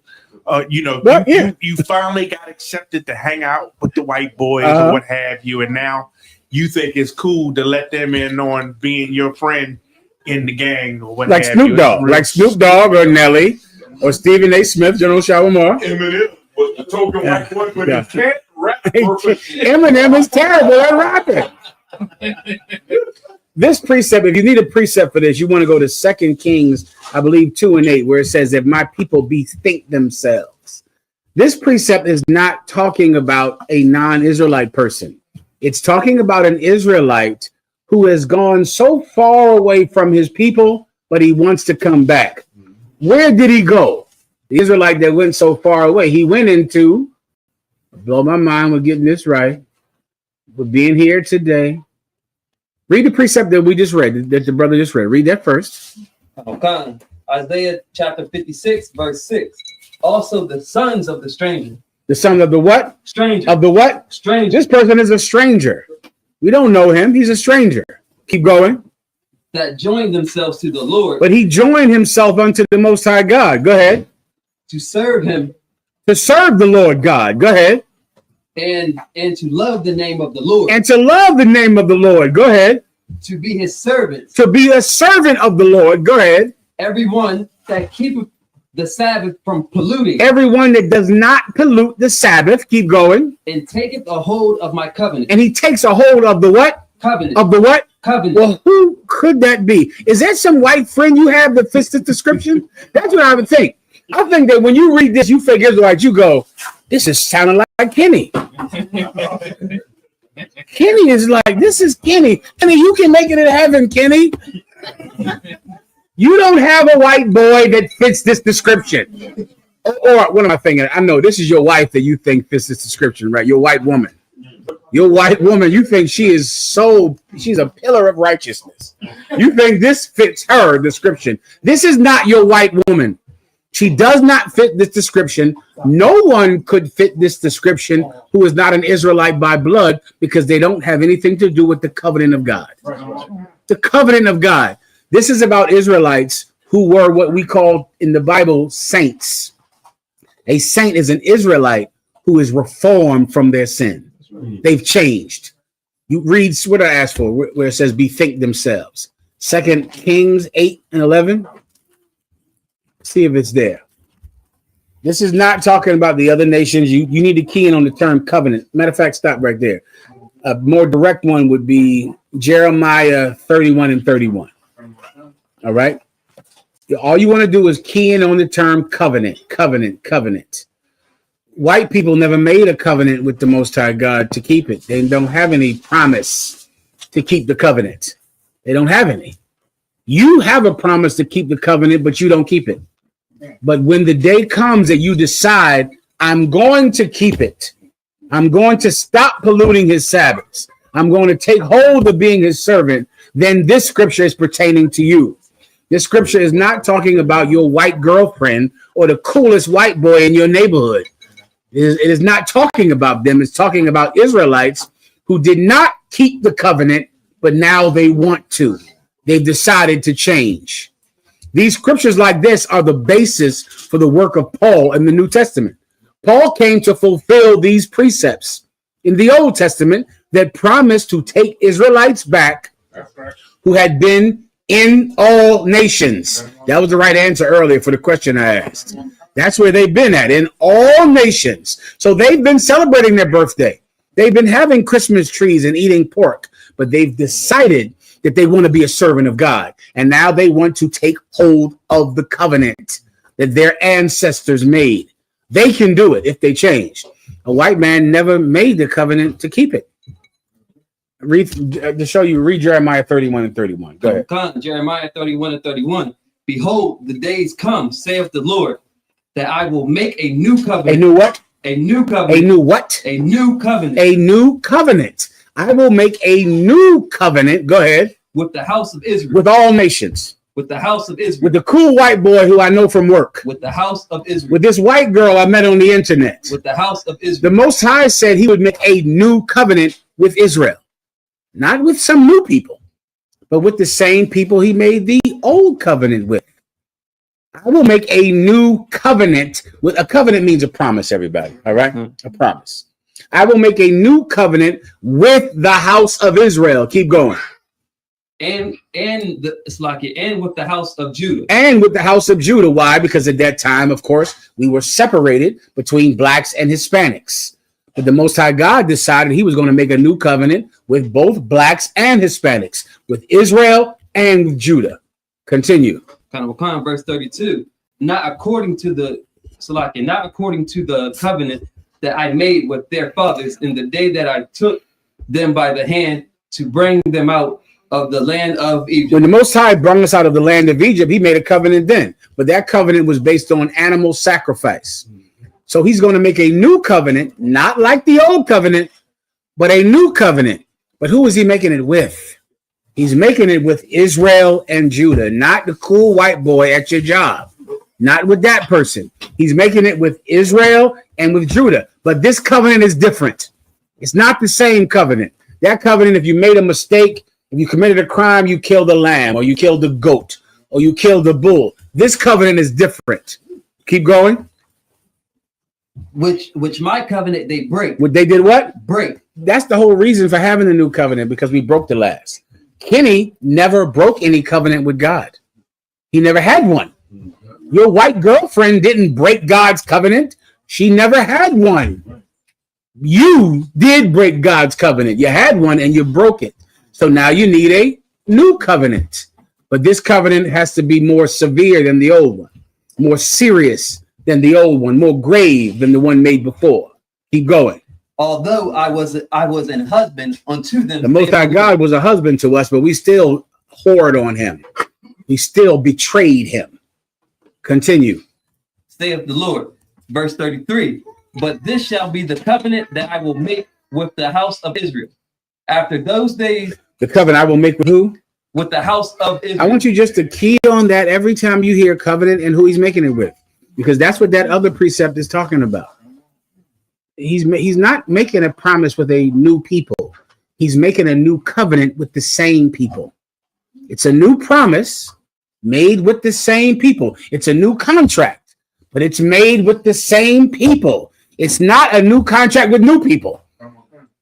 It's a new contract with the same people because they broke the old contract, General. I had another one that was real. As soon as I get done, let me get that first. Let me finish this here first, Cabal. Go ahead. Keep going.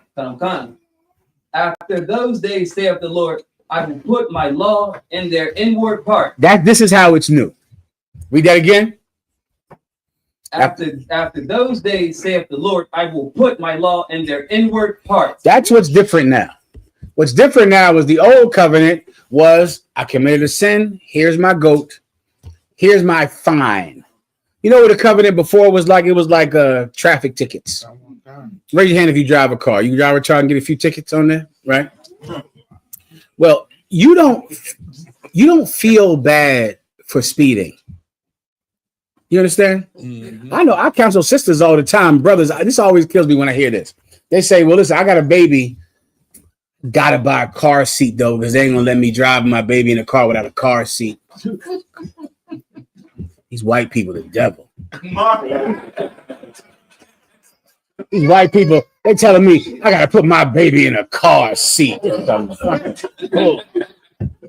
gave me a ticket. Why? Because I ain't had no car seat with my baby. You don't feel terrible.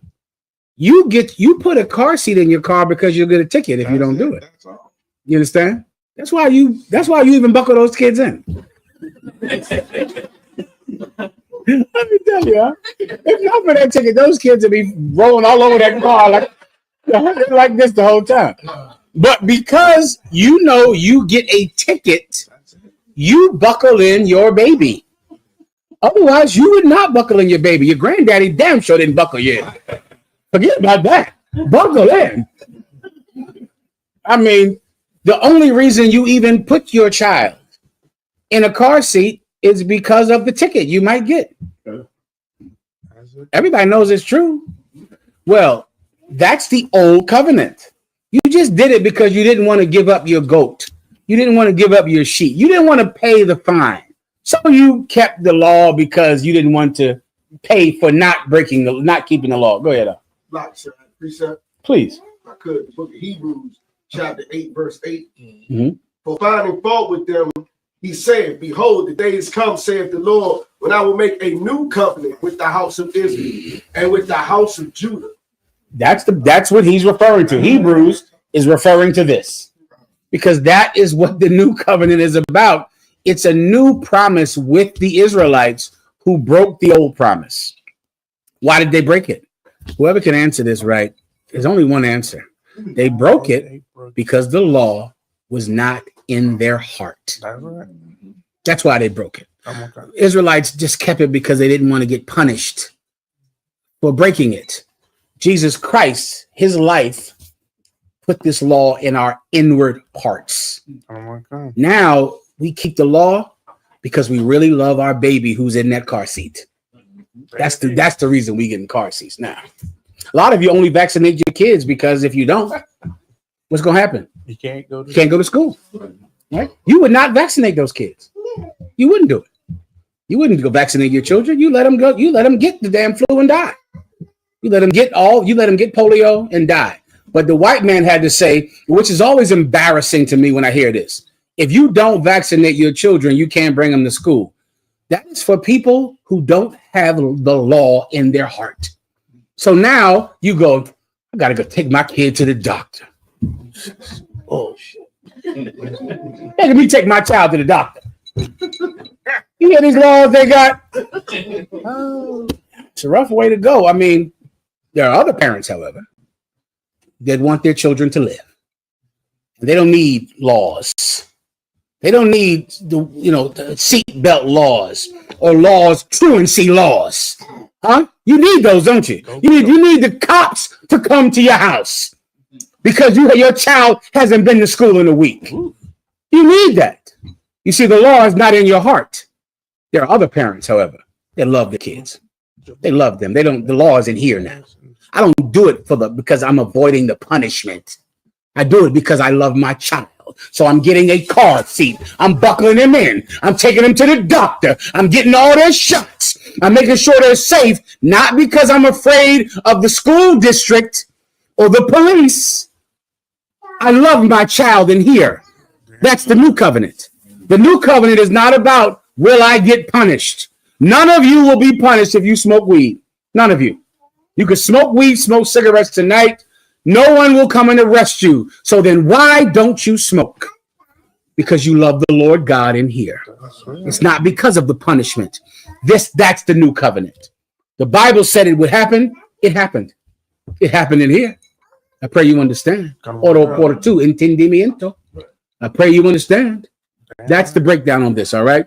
This is not what you think it's about, all right? Let me move on. General Cabal, you got it. Good one. Can I had another good one? Go ahead. Deuteronomy 30:1-8, and it shall come to pass when all these things are come upon thee, the blessing and the curse which I have set before thee, and thou shalt call them to mind among all the nations whither the Lord thy God hath driven thee, and shall return unto the Lord thy God, and shall obey his voice according to all that I command thee this day, thou and thy children, with all thine heart and with all thy soul, that then the Lord thy God will turn thy captivity and have compassion upon thee, and will return and gather thee from all the nations whither the Lord thy God hath scattered thee. If any of thine be driven out unto the outmost parts of heaven, from thence will the Lord thy God gather thee, and from thence will he fetch thee. And the Lord thy God will bring thee into the land which thy fathers possessed, and thou shalt possess it, and he will do thee good and multiply thee above thy fathers. And the Lord thy God will circumcise thine heart and the heart of thy seed to love the Lord thy God with all thine heart and with all thy soul, that thou mayest live. And the Lord thy God will put all these curses upon thy enemies and on them that hate thee, which persecuted thee. And thou shalt return and obey the voice of the Lord and do all his commandments, which I command thee this day. Give him a hand. That's it. That is the perfect precept for the all nations one that the sister asked about. And for this one, you show that Christian that precept, they're done. Because that is the perfect all nations precept. It explains it and it's all combined, all in one. It's perfect. That's what you need for all nations, young brothers. All right. All right. Anything else? There's another question online from Nayar Yahweh. It says, Slaki General, if I may, with your blessing, what advice can you give a brother that says he has experienced paranormal activity in his home? He has not. That should break down. Próximo pregunta. No, ghosts don't exist, young man.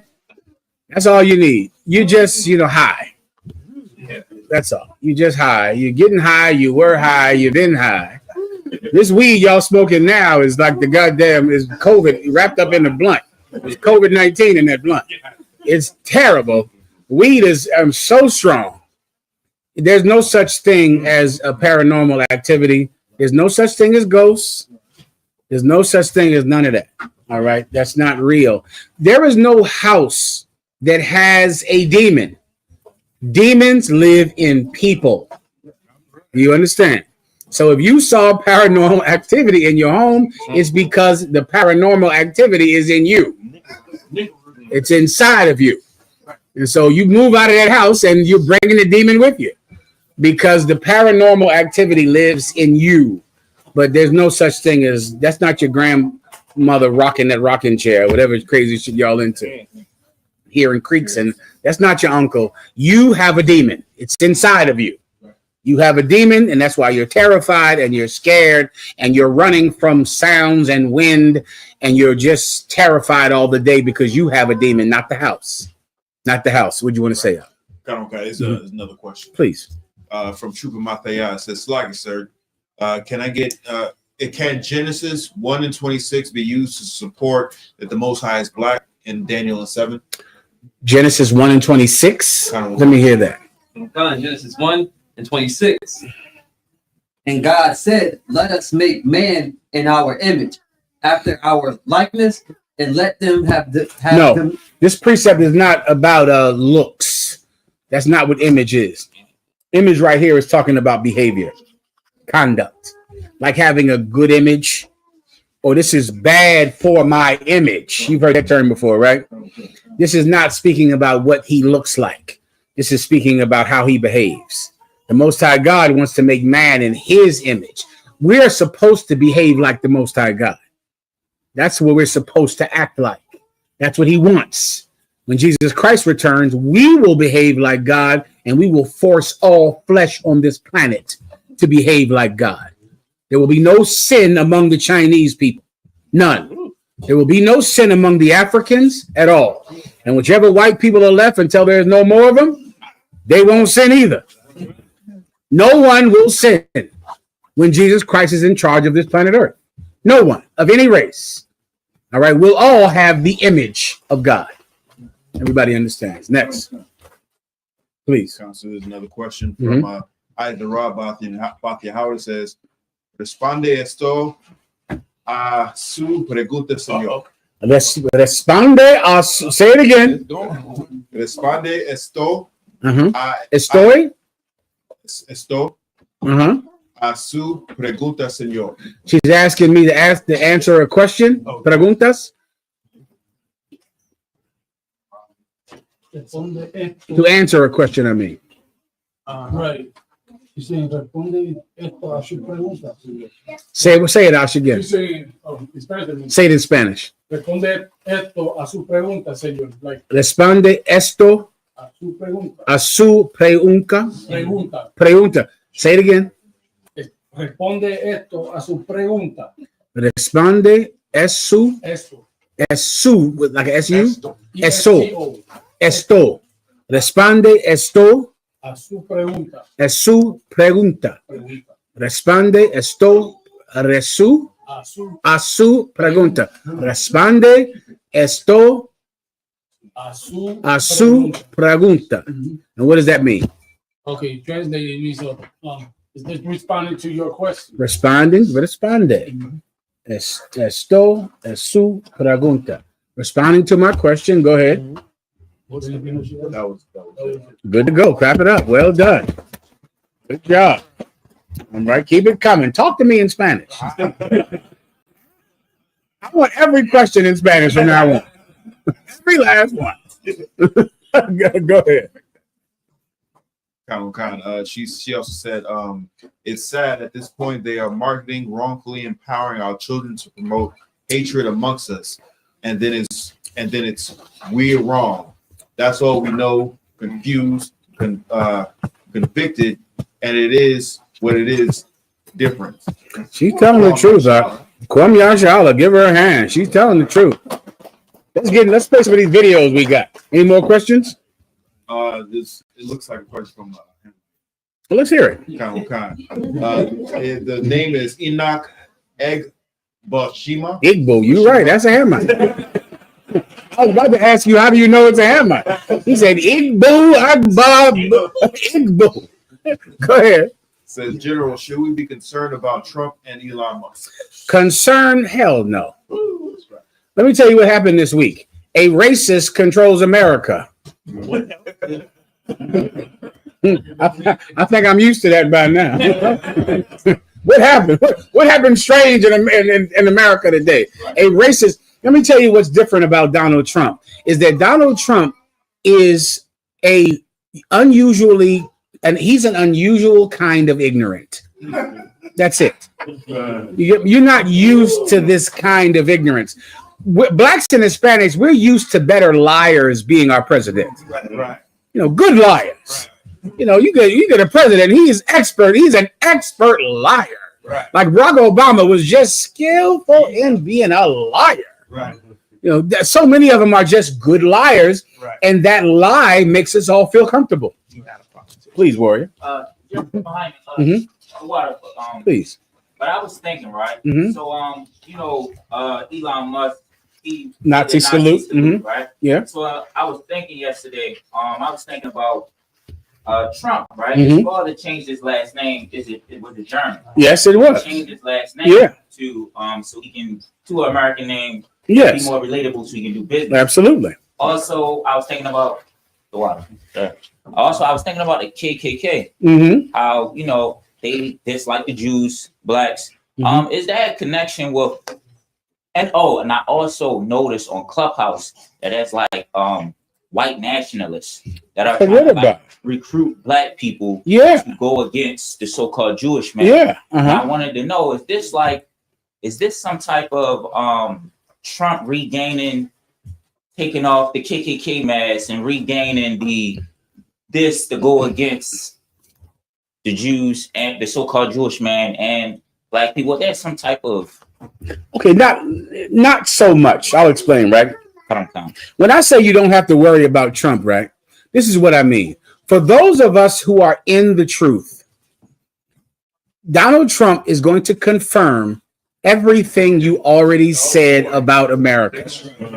Like, you know what Donald Trump means? Donald Trump means that we were right. That's what that means. That's what that means. It means that we were right the whole time. The whole time we were telling everybody this. Listen, do you understand that Nelly and Snoop Dogg went on and performed at the inauguration saying this is not racist. That Donald Trump is not a racist. This is fine. At the end of the performance, the Heil Hitler went up at the damn inauguration. Can you imagine what Nelly and Snoop Dogg felt like when they looked at that? Because already they're saying black people believe that we are Uncle Toms. We're saying, no, we're not. We're not Uncle Toms. Then Elon Musk puts a Nazi salute up, which means they were wrong. What you're seeing in Donald Trump is everything that the Israelite School of UPK has been saying when white people used to hide it from you. Do you understand? We saw it before the Nazi salute. We saw it before they struck down affirmative action. We saw it before they canceled the 14th Amendment that made slave citizens. We knew the whole time. Your mama didn't. She didn't know. Your uncles didn't know. They thought, what did your uncle thought? Do you know the whole time you were in the truth, your family thought that you were the racist, didn't they? Your family said, that group is racist, you in.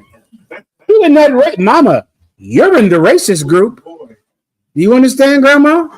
You're in the racist group. You're a Christian. Elon Musk is a Christian. Donald Trump is a Christian. He's a Christian man. Donald Trump has his Lord and Savior, Jesus Christ, who he thanks for that bullet missing his head. He thanks God for that because Donald Trump is a Christian. Christians are in the racist group, not us. They're the racists. Donald Trump just proves us right. So because of that, nothing is different for us because we knew this already. We knew that affirmative action was not strong and would not help you get a job. Let me tell you the truth about life, right? And in politics. If the white man wanted to, he could have complete and total equality in America tomorrow. Can I prove it to you? Who watches sports in here? I think sport. You like sports, right? Yeah. What is? Explain to me the draft process in football, basketball, baseball. What's the draft? Who knows about the draft? Anyone? No one knows what the draft is. You know, but you can tell you what the draft is. What is the draft? Explain, brother, right here. Microphone. It's where they're trying to pick the best athlete, for the team. Who gets the best athlete? The one with the first vote. Okay, but let's use the NFL. Your football is coming up, right? Yeah. Right. The football Super Bowl is coming up, right? After the Super Bowl, there'll be a draft. There'll be the number one draft pick. Who gets that pick? Brother right here. The worst team. The worst team. Yeah. In the NFL draft, in the NBA draft, in the MLB draft, the absolute worst team gets the absolutely best pick. Who gets the number 2 pick? He's the second best player. Who gets the number 2 pick? The second trash team. The second trash team. That's right. Who gets the absolutely worst pick? The team that won it all. The team that won the Super Bowl. Why? Why is that done? Same brother. Because they're already good, so there's no need to add any more value to your team. So who are they adding value to? That adds value to the trash teams. Why? Because they need it. Because they need it. And in giving the best player to the worst team and then giving the worst player to the best team, what do you have? It's one word. A difference. Equality. Equality. It's a lot, yeah. Right. If you want black people to rise up, you would give us all the best jobs, all the best opportunities. You would give white people the worst ones because they're the Super Bowl champion. It's done in every sports league because sports leagues are looking for equality, parity. They don't want one team to win every year. If you let the Super Bowl champion get the best player, what's going to happen for 10 years straight? Same, brother? To me, the Super Bowl is just going to be trash. I don't want to keep watching. Who will be in the Super Bowl? The best team. Which team would that be? The same team would be in the Super Bowl every year. That's America. America is where the people with all the opportunity, with all the money, get the best of everything. And so because of that, the same people win every day. Every day. When in sports, I know you know how to deal with white people. You know how to take the people on the bottom and give them the best players. Give them every preference. And the people on the top get the worst. What does that make? What does that make for? Better competition. Now, because of that, now the Washington Commanders are about to go to the Super Bowl. That's right. Oh, shit. Be careful. Listen, let me tell you who heard that. Sister Tyler heard that. Captain Tyrell heard that. Then Captain Tyrell heard that. He ain't gonna like it. Officer Knock heard that. I'm wearing green by accident. It is a coincidence. But I think you get my point. All right? You get my point. That's how bad teams come up. Because they get the best quarterback in last year's draft. Why do white people act like they don't know how to make equality? You do it with football. Give blacks and Hispanics, instead of kicking Mexicans out, Venezuelans out, give them the best. Give them more than you give white people. Then the Mexicans and the Guatemalans and the Puerto Ricans and the Haitians will compete with white people. Then you'll have equality. So why doesn't that happen in life? Because they want to win every year. They don't want you to ever win. They don't want you to ever come up. They want to step on your neck until you're dead. For us, we already know that. So it's not different for us. But let me tell you what Donald Trump is going to hurt. You white people that love Christianity, you black people that love Christianity, you are going to get hurt by Donald Trump because Donald Trump is going to crush your faith. Donald Trump is challenging your faith in God. He's trying because you thought that you thought America was. Show me Nelly. I think I can play Nelly now. Can I do that? Show me Nelly. Nelly did an interview trying to explain why he performed at the inauguration. This class is titled Nazis and Uncle Toms.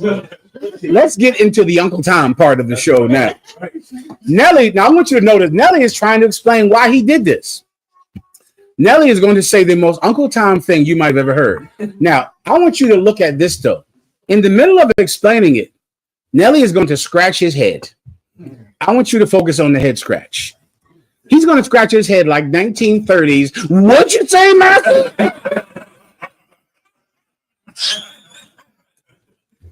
Which is how powerful you Christians, you should be terrified if you're a black Christian. Because Donald Trump is going to make you choose to worship him above your God. You know that Republicans and Democrats don't allow you, and Donald Trump especially. Donald Trump does not allow you to have self-respect. He doesn't allow it. You're not going to be able to love America and keep your self-respect. For too long, you've been able to say, I love America. America is not racist. The UPK is racist, but not America. You've been able to do that for years and keep your self-respect. Now, if you are going to love America, you're going to have to give up your dignity. And he's going to make you choose. And we're all going to see who's willing to give up their self-respect to love the white man. We're all going to find out now. We know now that Snoop Dogg, Nelly, their self-esteem is not as important to them as being loved by white people. When you have the Nelly thing, play it, all right? We'll start running down the videos now, all right? Go ahead. It's Rick Ross. Rick Ross is on that list as well. Let's play the Nelly one when Nelly was being interviewed by someone asking him why he did this. Also, can I get it up on here to see it, or should I just look at it on my phone? It might be simple to get on my phone. I can just watch it on my phone. Go ahead. Just make sure you play it for everyone watching online. I can watch it online as well. Go ahead. Channel cancer.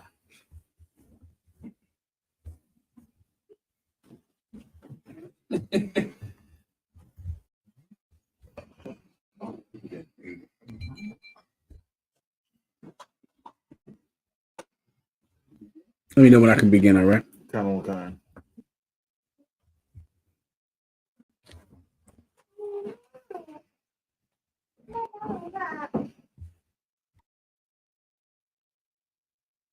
You would know one first if you could.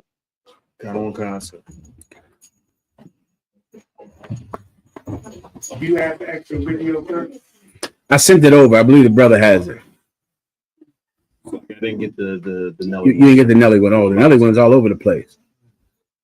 What videos do you have? I have the compilation of Rick Ross, compilation of Rick Ross, Soulja Boy, Snoop, all of them performing. Okay, I don't need that. I just need the Nelly interview. What else do you have besides Nelly? We'll pull that up later. Did any of the brothers in the online give a hand to I see the UPK. Who's that right here? Trinidad. Give Trinidad a hand. Give Nashville a hand. Who else is that over there in that corner? What's the brother's name in the corner? The corner is Mathakwa. Mathakya. Mathakya. What city is he in? Mathakya. Mathakya. Where you at, Mathakya? Yeah, Trinidad and Christ. Captain Mashaka, you see Mashaka over there getting it on. I see you, Trinidad. Mathquayak. I see you, Mathquayak. Good to see you, warrior. Also, the other brother in Trinidad, give him a hand right there. Who's the brother on the end? What city is that on the other end? Trinidad, that's him. Get it on, warrior. I see you. Who else is up? That's South Carolina. Give South Carolina a hand. Most High in Christ, well done. Anyone else? Good job. All right. Let's play some of these videos that we have, all right? Whatever video you have, just play it. I'll explain. Let's play one from back in the 60s. Is that the one you had from earlier? Okay. Go ahead.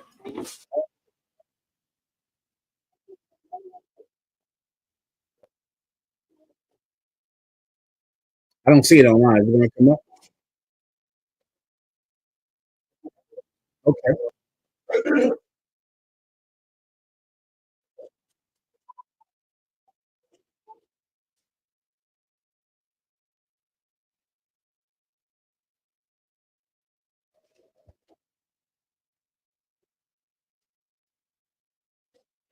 Stop right there, warrior, if I could. He's saying that Martin Luther King didn't understand what Black Power really means. Let me tell you, we all now are forced to worship Martin Luther King.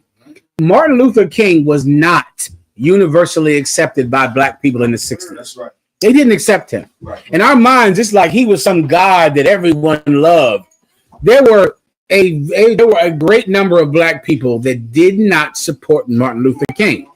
When he died, our oppressor forced all of us to make him our example of righteousness. But this is Adam Clayton Powell Jr. telling you that Martin Luther King is going through a reappraisal of himself, because Martin Luther King Jr., before he died, realized he was wrong. Right. He realized he made a mistake, and he himself said, "I fear that I have integrated my people into a burning house." Watch a movie or a clip of Martin Luther King when it's black and white. Then watch one when it's in color. The ones in black and white is when he's, "I have a dream. I love white people." In black and color, he's like, "I think I might have made a mistake. I ain't so sure about this shit here." Okay, because by then he started to realize, I think they duped me. I think I got suckered. That's all you need to know. Now, this is Adam Clayton Powell telling you this is in color. So he's watching Martin Luther King's reappraisal of his thinking, and he might have been wrong. Now give me Malcolm X to show you what black. I'm sorry, Ash. Go ahead. Oh, you got it. Oh, you got the Nelly one. Oh, let's play Nelly after we play Malcolm X. This is Malcolm X in black and white. When Malcolm X was the biggest Uncle Tom in the world. If you were offended by Nelly, and most black people were offended by Nelly, I know you were offended. Mashak sent me that video of that damn that preacher. That preacher offended the negrosity in you. You know you got a negrosity in here. It's like in here. It's like you knew that was wrong. You watching it like, I don't know about this shit. This is offending the negrosity inside of me. Even the Ephraimites, right or wrong, Arch? The Hispanic tribe said, I don't know. Oh, you're sneer. Oh, man, this is something wrong in here. That feeling, they had that back in the 60s when they saw Martin Luther King. You got offended by that preacher. at the inauguration. People saw Martin Luther King back in the day, and he felt wrong to them. He felt like, we ain't going for this. I'll prove it to you. Play Malcolm X in black and white. Go ahead. Okay.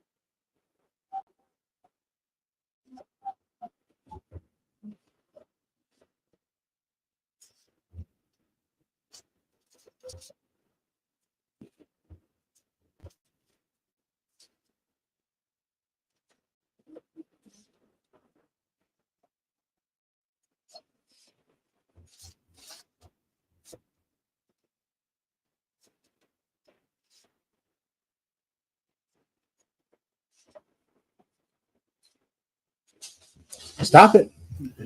You were offended by that preacher at the inauguration. I don't know if you know where he got it from. Martin Luther King is the biggest Uncle Tom in history. I wasn't alive when he was speaking, but he was. Malcolm X was. And he knew that he was getting paid by white people to make you defenseless. Then he got killed right when he started to realize white people are using me. Martin Luther King began to see it, that he was being used by white people and he had made a mistake. Then he got shot. Then he became the new god of all black people. And now all of us are forced to say, we must be like Martin Luther King. And it feels wrong. So many things in your life that you look at and you go, that's wrong. It's because someone is acting like Martin Luther King. That's what Nelly was doing. Nelly and Snoop Dogg were following the doctrine of Martin Luther King. They were doing it. And you know it's wrong, but you don't know the root of it. The root of it is Martin Luther King. He's the root. Everyone has to do it. Let me give you something else that came from Martin Luther King. Give me Botham Jean's trial. There was a brother who had a trial because a cop, a white devil, she must have been drunk. She walked into his apartment and she thought it was hers. That's how drunk this bitch was. She thought somebody broke into her house. Really, she broke into someone's house. She pulled out her gun and killed him.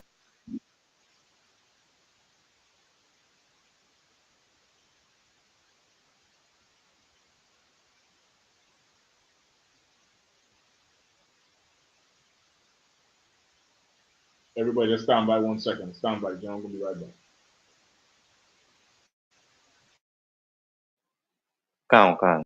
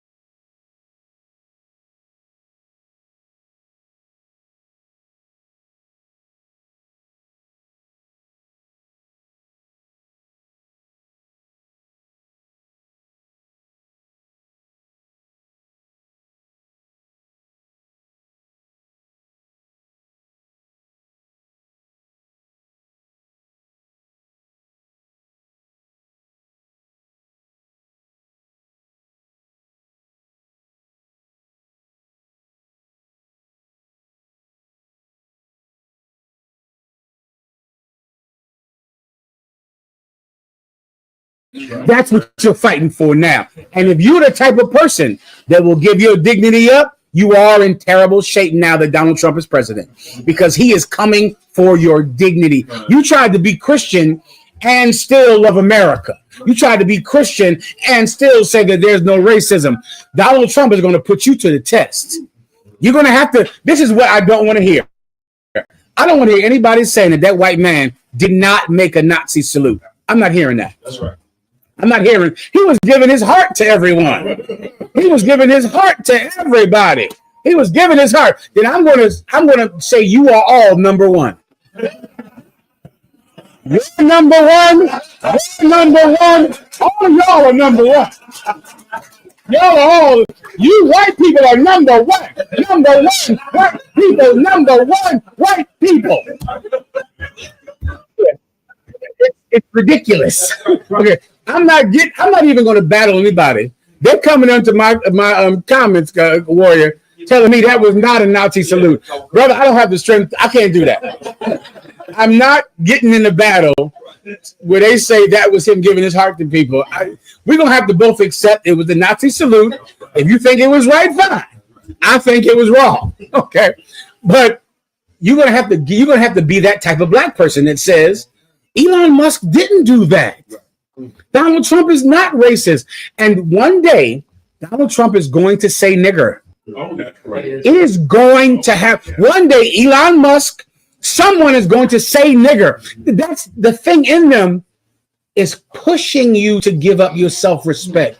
So if him making a Nazi salute didn't do it, then when Elon Musk says you niggers need to stop committing crime, you're going to have to explain that away and say, well, what he meant was he didn't really mean it like that.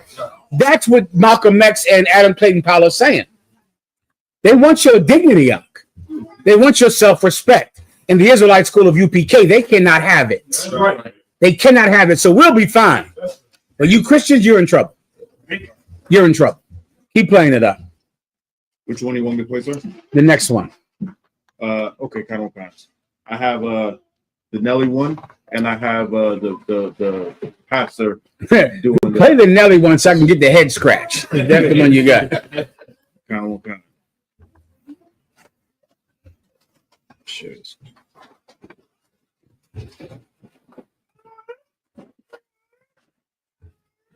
He's not the candidate for the United States. He's the president. He won. Yeah, it wasn't much of a dilemma for Nelly. He decided he wants to perform for the winner, so he'll be part of Donald Trump's inauguration ball tomorrow night. It is an honor for me to perform for the president of the United States, regardless of who is in office. If President Biden would ask me to perform, I would. Maybe it is. Hold if Vice President.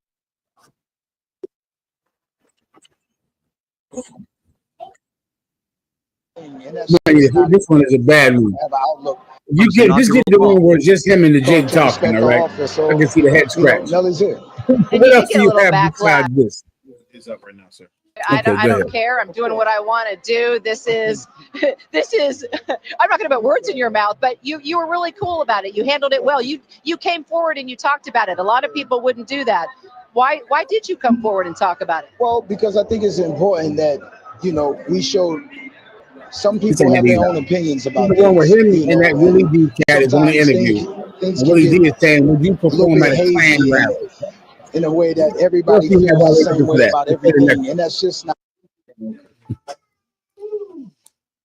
What else did I give you? You got the preacher. Do I need to even play the preacher? Has everyone seen the preacher by now? Well, that was rough.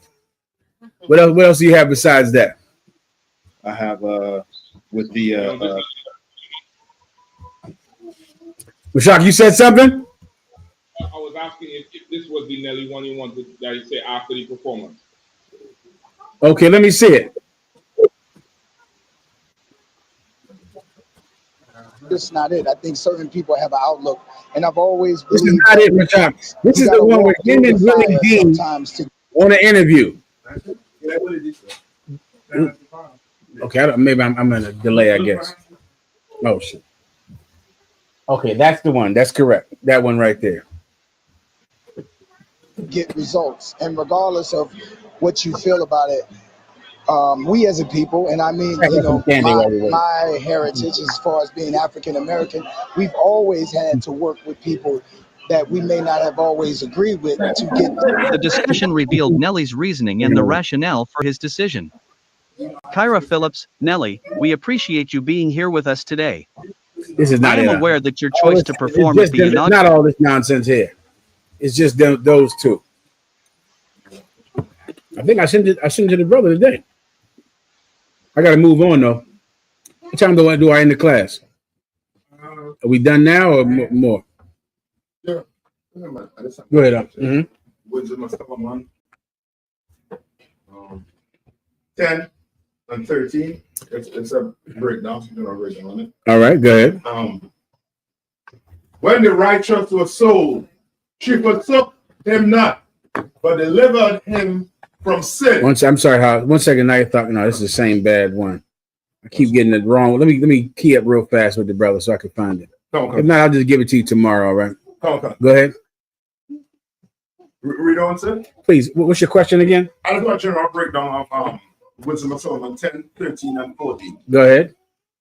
When the righteous was sold, she forsook I'm him sorry. not. I just got another text saying they couldn't hear the Malcolm X speaking.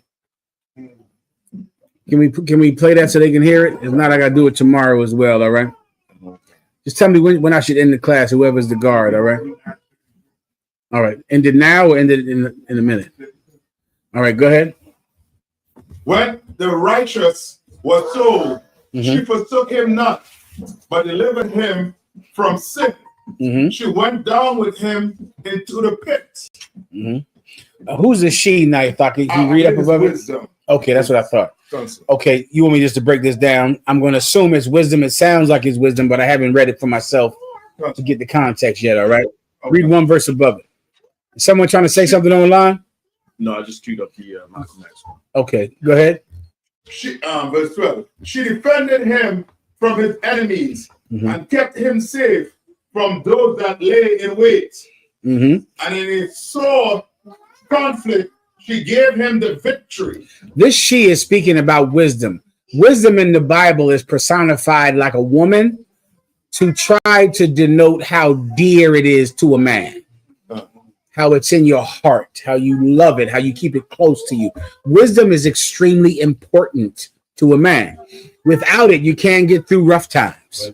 So many of us in our life, and your fathers and your mothers, the things that they did that really hurt you were things that they thought they had to do for money because of pain. They didn't understand what that might do to you. They didn't get it. So many of you, your parents just gave you to somebody else to raise. Your parents just hand you over to your grandma. Hand you one day, you get dropped off somewhere and that your mother's gone.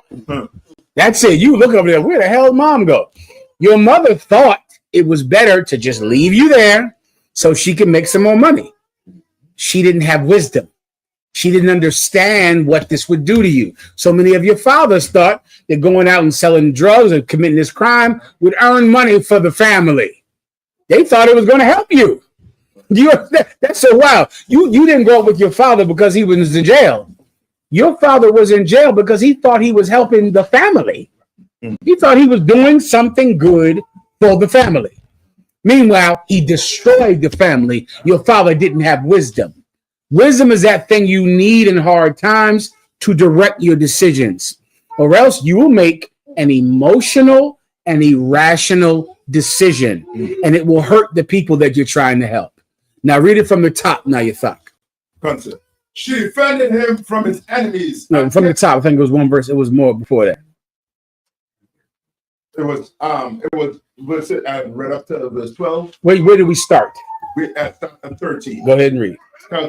When the righteous was sold, she forsook him not. When the righteous were sold, when you were put into captivity, you didn't lose your wisdom. You can have wisdom in a slave pit. You can have wisdom in the projects. You can have wisdom in Southeast and Northwest. You can have wisdom there. You can have wisdom in a terrible ghetto in South and Central America. You can still have your wits. You can still have your mind there because your body is in prison. It doesn't mean that your mind can't be quick. That's what wisdom is. Wisdom did not forsake you when you were sold. Continue. Concept. I got it. Go ahead, please. But delivered him from sin. That's what the wisdom did. While you're being sold into captivity, wisdom is a thing that will make sure that you don't sin while you're in captivity. Why? Because what will your soul want when you're in desperation? Your soul is going to desire sin. Oh, doesn't it make everything better? Right? What makes poverty better than drugs? Drugs makes poverty, you can sustain yourself. You can get through it because you have drugs and weed and cocaine and pills. You don't need a better life if you can get high. Well, wisdom is that thing that will not leave you when you get sold, and it will protect you from sinning to give yourself comfort from being sold. Right. Continue. She went down with him into the pit. She goes into that pit with you. You can take your wisdom into the terriblest situation. You can take wisdom into prison, right, into the projects, into being a little child in a room crying. You can have wisdom. You can keep it there. It's something that they can't take from you. It's something you have to give up willingly. If you want to hold on to it, if you want to say this, I'm in this bad situation, I don't have any money. And the voice in my head and my friends and TV and radio and Nelly and Snoop Dogg are telling me to commit crime, to become a gangster and blood and crip. I can still keep my wisdom. I can still save my life, even in this pit, if I keep my wisdom. Keep going.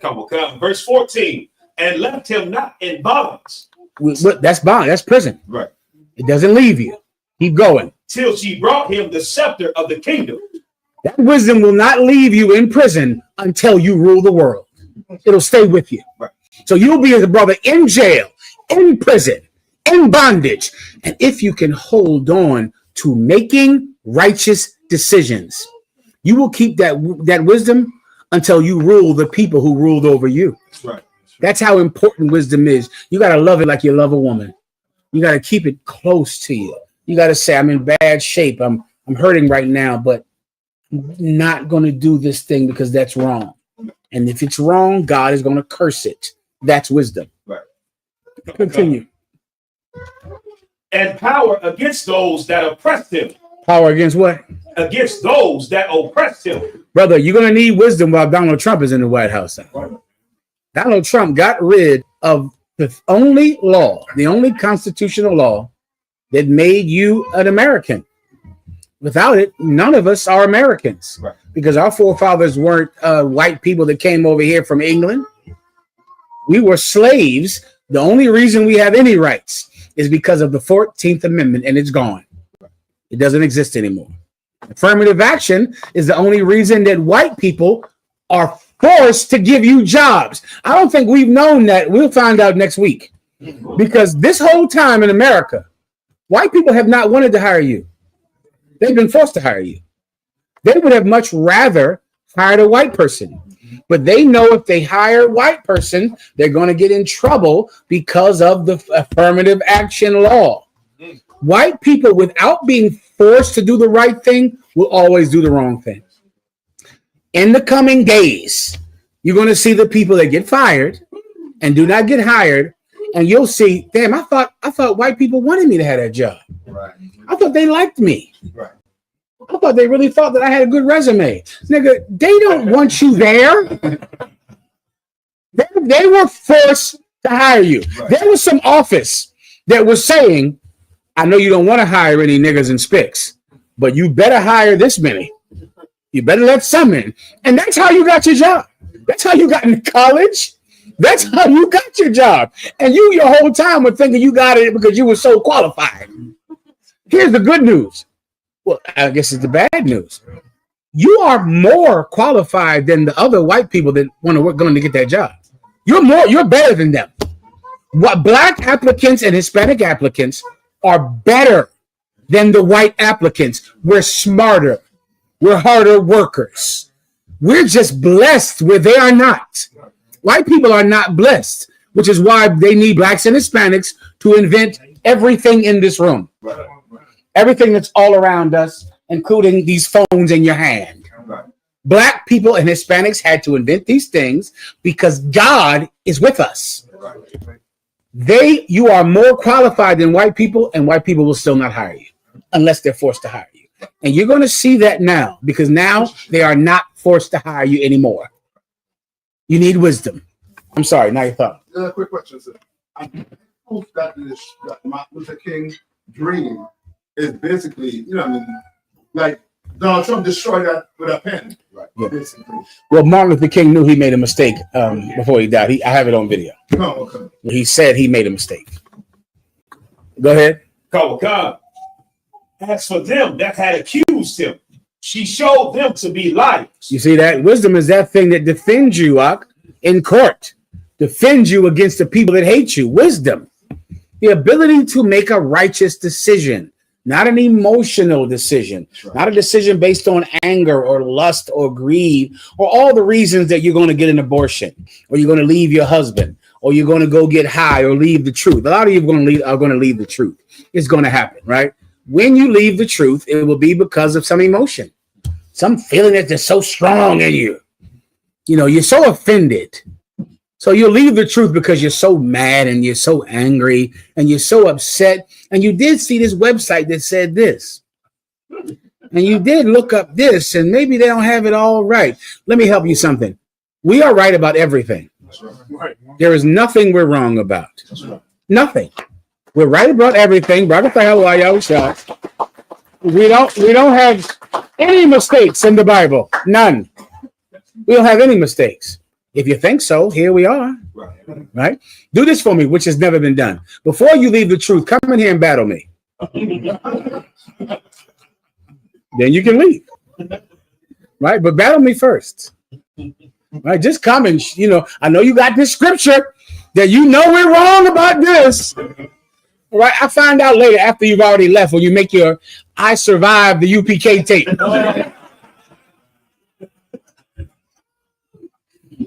Let me tell you something. There ain't no surviving without us. And you'll see that soon. Just before you leave, come in here and battle me, confound me, show me that I'm wrong, and then walk out the door and you start a better Israelite group. Yours will be much better than ours. But before you do it, come challenge us. Because we're right about everything and you're wrong about everything.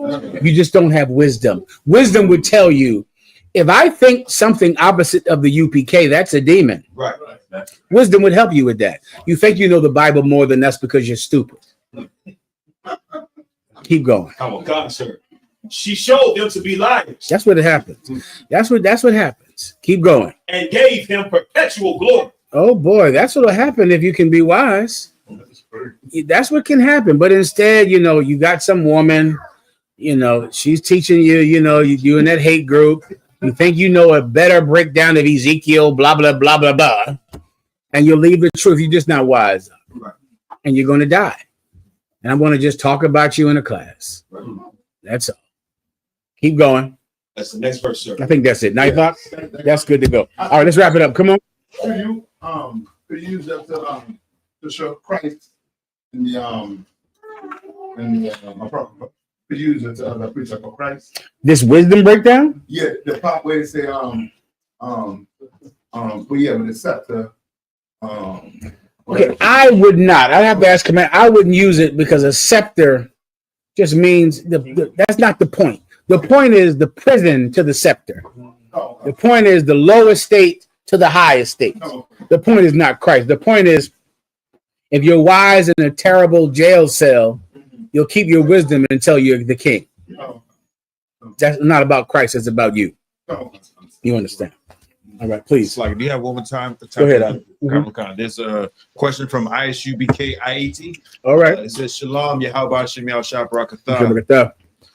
Salaki Adawan, if I may, is giving up your wisdom synonymous with selling your soul?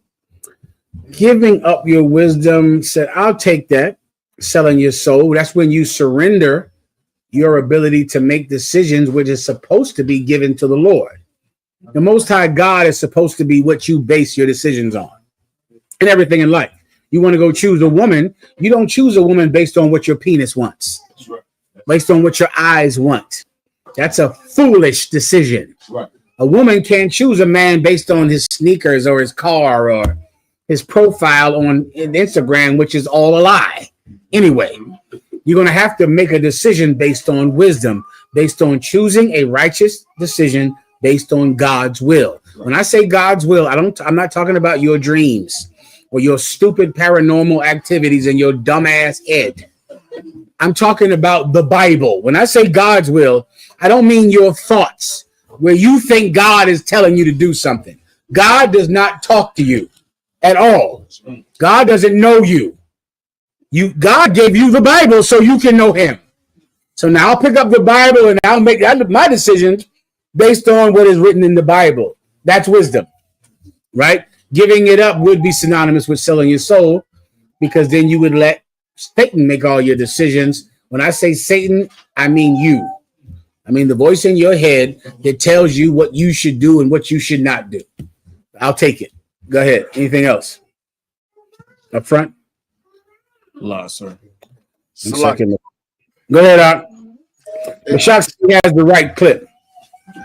If he has it, let's play Mashak's clip and let's play Malcolm X. And that's that. Do I need to see somebody tonight? Anyone knows or in Baltimore? Baltimore, sir. Okay, go ahead. Ash? I'll be up here. I'll stay right here. Go ahead. Mashak, you want to play a clip or someone has it? Okay, go ahead. We're not giving you this backlash because of your political affiliation or your political choice or whatever. We're giving you this backlash because you are propping up a white supremacist. I would ask him to show me where he's a white supremacist. Okay, I get it. I am honored to be performing for the office, for the president of the United States, regardless. Ain't another president asked me to perform. He's starting right there. Ain't nobody calling them. Ain't no. Well, ain't nobody. Well, nobody ever asked you to come to a Klan rally either. But you know, What you mean? Klan rally? I don't live in a Klan country. Well, this is a Klan country. No, this ain't no Klan. No, this is a Klan country, man. Where is it? This is a Klan country. Where is it? That's it, sir. That's all. I missed the head scratch. Oh, there it's coming. It's coming right there. Rewind it. The Jake said it's a Klan country. It ain't no Klan country. Where is that? The Klan at? I never heard no Klan in America. Where is a Klan? If America is not a Klan country, then what is it? This is literally where the Klan is. Put the video to the end real fast to see the head scratch. No, this is a Klan country, man. Where is it? This is a Klan country. Where is it? This is a Klan country because when you think about the Black Panthers and you think about the Ku Klux Klan. That right there. It's like it's what Klan country? What are you talking about, Master? No, this ain't no Klan. No, this is a Klan country, man. Where is it? This is a Klan country. Where is it? This is a Klan country because when you think about what are you talking about? Right there. Right there when he's scratching. Klan? Who's a Klan? Ain't no Klan in America. This is a Klan. Yeah, listen, you can freeze it on the scratch. This is a Klan. What are you talking about, Willie D? What do you mean? That's enough. Brother, don't become like that. And this is what's so sad. And this is why Jesus Christ said, go ye into the highways and into the byways and find them that I will bid to my supper. Because before this, you know who was invited to rule the world? The rich. That's right. But the rich had excuses for not coming. The rich said, I'm rich. I got a wedding I gotta have. I got a business. I got a land I have to sell. The rich don't ever have enough time to serve God. If you want God to be served, it will have to be done by the poor. Poor will have to do it because rich men, if Nelly cannot take a stand against racism, if Nelly cannot turn down a check, then who can? Who was on that stage? Nelly, Rick Ross, Snoop Dogg. You telling me a rich man, a millionaire can't say no to a job? Guess what? Only poor people will say no to a job. Only the poor have integrity. Rich men will never. Rich men will never compromise money for integrity. Right. They'll never do it. Stephen A. Smith, Charles Barkley, whoever you like. None of them will ever say, well, I'm already a millionaire. I'm saying no to $200,000. Why? Because I already have $20 million. So I can say no to the $300,000 because I already have $20 million. A rich man says, I have $20 million because I never say no. It's a different way to think. Only the poor have integrity. Only the poor will say no. Poor people know this is wrong. But the rich think, of course he performed. He should have performed. That's how you get rich. Leadership will have to come from the poor. I hope this breaks you free of waiting for some rich rapper to lead you out of slavery. I know you thought Jay-Z was going to do it. I know you thought, well, we'll really come together once J and B lead us out of slavery. Is that their name? J and B. Once J and B show us the way, then we'll all be free. J and B can't do it for you, sweetness. They're not going to be able to do it for you because J and B would never turn down $10 for integrity. But the poor, that's all he has is integrity. So it's everything to us. Our honor, respect is everything to the poor. Nelly has no self-respect. None. Nelly just said that America is not racist. Wow. Nelly. Guess what else? Nelly performed at the inauguration. Why they choose Nelly? Why they choose Snoop Dogg? Why they choose Rick Ross? Who can blow my mind with realizing this, which I know most people will not? Why they choose that preacher? That preacher that performed at the inauguration? One part he growled. Did you see the growl? One part he said, in Virginia. I said, damn, the demon came up. He said, from that freedom man from the Rocky Mountain, Virginia. I said, damn. Scared me a little. Why him? Why them? You want to give you the answer? Affirmative action. That preacher got that job because he's black.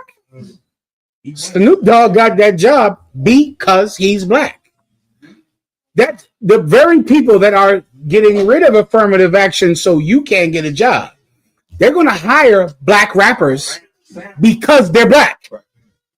They're going to give them the only reason they even offered it to Nelly as opposed to Jelly Roll or some country singer is to show that Donald Trump is not racist. How do I know for a fact Donald Trump is not racist? Nelly performed at the inauguration. That's a DEI job. I thought DEI was wrong.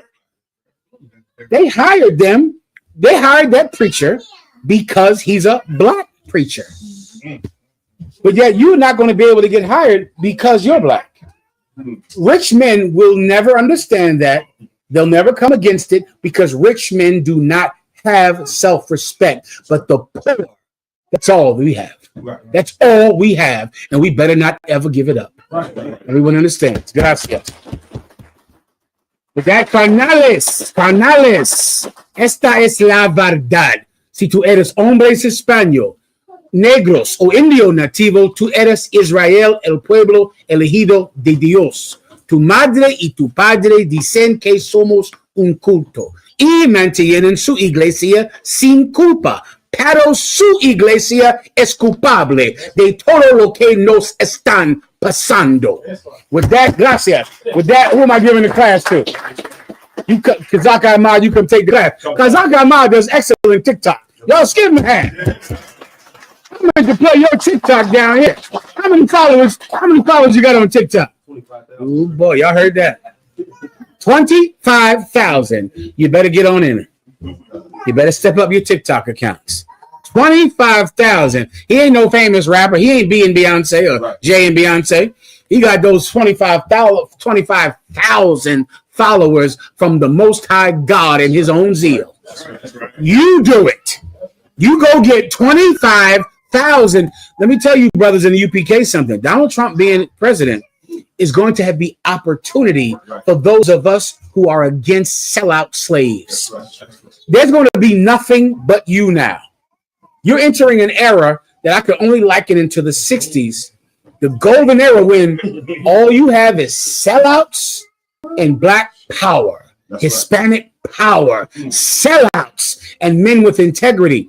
There is no one else but us. Everyone else is gone. We're the only ones that are actually standing against oppression. Everyone else has given up their integrity. Well done, Kazak Imaj. Good job. Can you get him on camera, please? Security announcements. We are the ISUPK out of 1 West, 125th Street, Harlem, New York, under Commanding General Yohana. New rules for brothers and sisters. When a new brother or sister comes into the school, they are off limits for 6 months. They are to be saluted only. They are here to share themselves with the word. After 6 months, if a brother or sister has an interest in a particular person, he or she must get permission from the head to speak to a brother or a sister. There's another 6 months in which the brother or sister will court each other. After this 6-month period, the brother or sister will get permission from the head to marry. Tithes, which is a commandment. You can find this in Numbers 18 and 21 and Malachi 3, 8 and 10. Means 10th in Hebrew and is pronounced ma'ashera.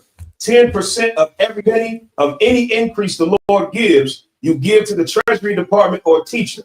Priest fund, free will offering for priests, not mandatory. Whatsoever amount you would like to give. The upcoming holy convocation is Purim, the 14th day and the 15th day of the 12th month. That's Thursday, March 13th and Friday, March 14th, 2025. You can find this in Esther chapter 9, verses 20 through 31. Also, the Lord's 56th annual Passover is April 12th in Atlanta, Georgia. Pay your Passover fund, $200 for all adults. Pay your Passover fund, get all your arrangements in order. It's like Jimmy had any announcements you want to. Tomorrow in Baltimore, right? Okay. Tomorrow I'll be teaching a class in Baltimore at the Baltimore School, same class time. All right. Go ahead. Remind Akim and Akwakin to check on social media such as isupk.com, Facebook, Twitter, YouTube, and so on for ISUPK events and materials. If a brother wants to be a trooper in the school, he's to start wearing all black, which includes black boots, black shirts, black pants, black headband, or scarf. And with that, I say Imajim, which means to stand. Mr. Brothers, we'll give one courtesy salute to the teacher, men of Israel. Imajim Shabbat. Imajim. Barak. Yeah. Brother Thumb. Yah, Saw, which means to serve. Sisters, you may stand. You're going to give one courtesy salute to the sisters, men of Israel. Imajim Shabbat. Imajim. Barak.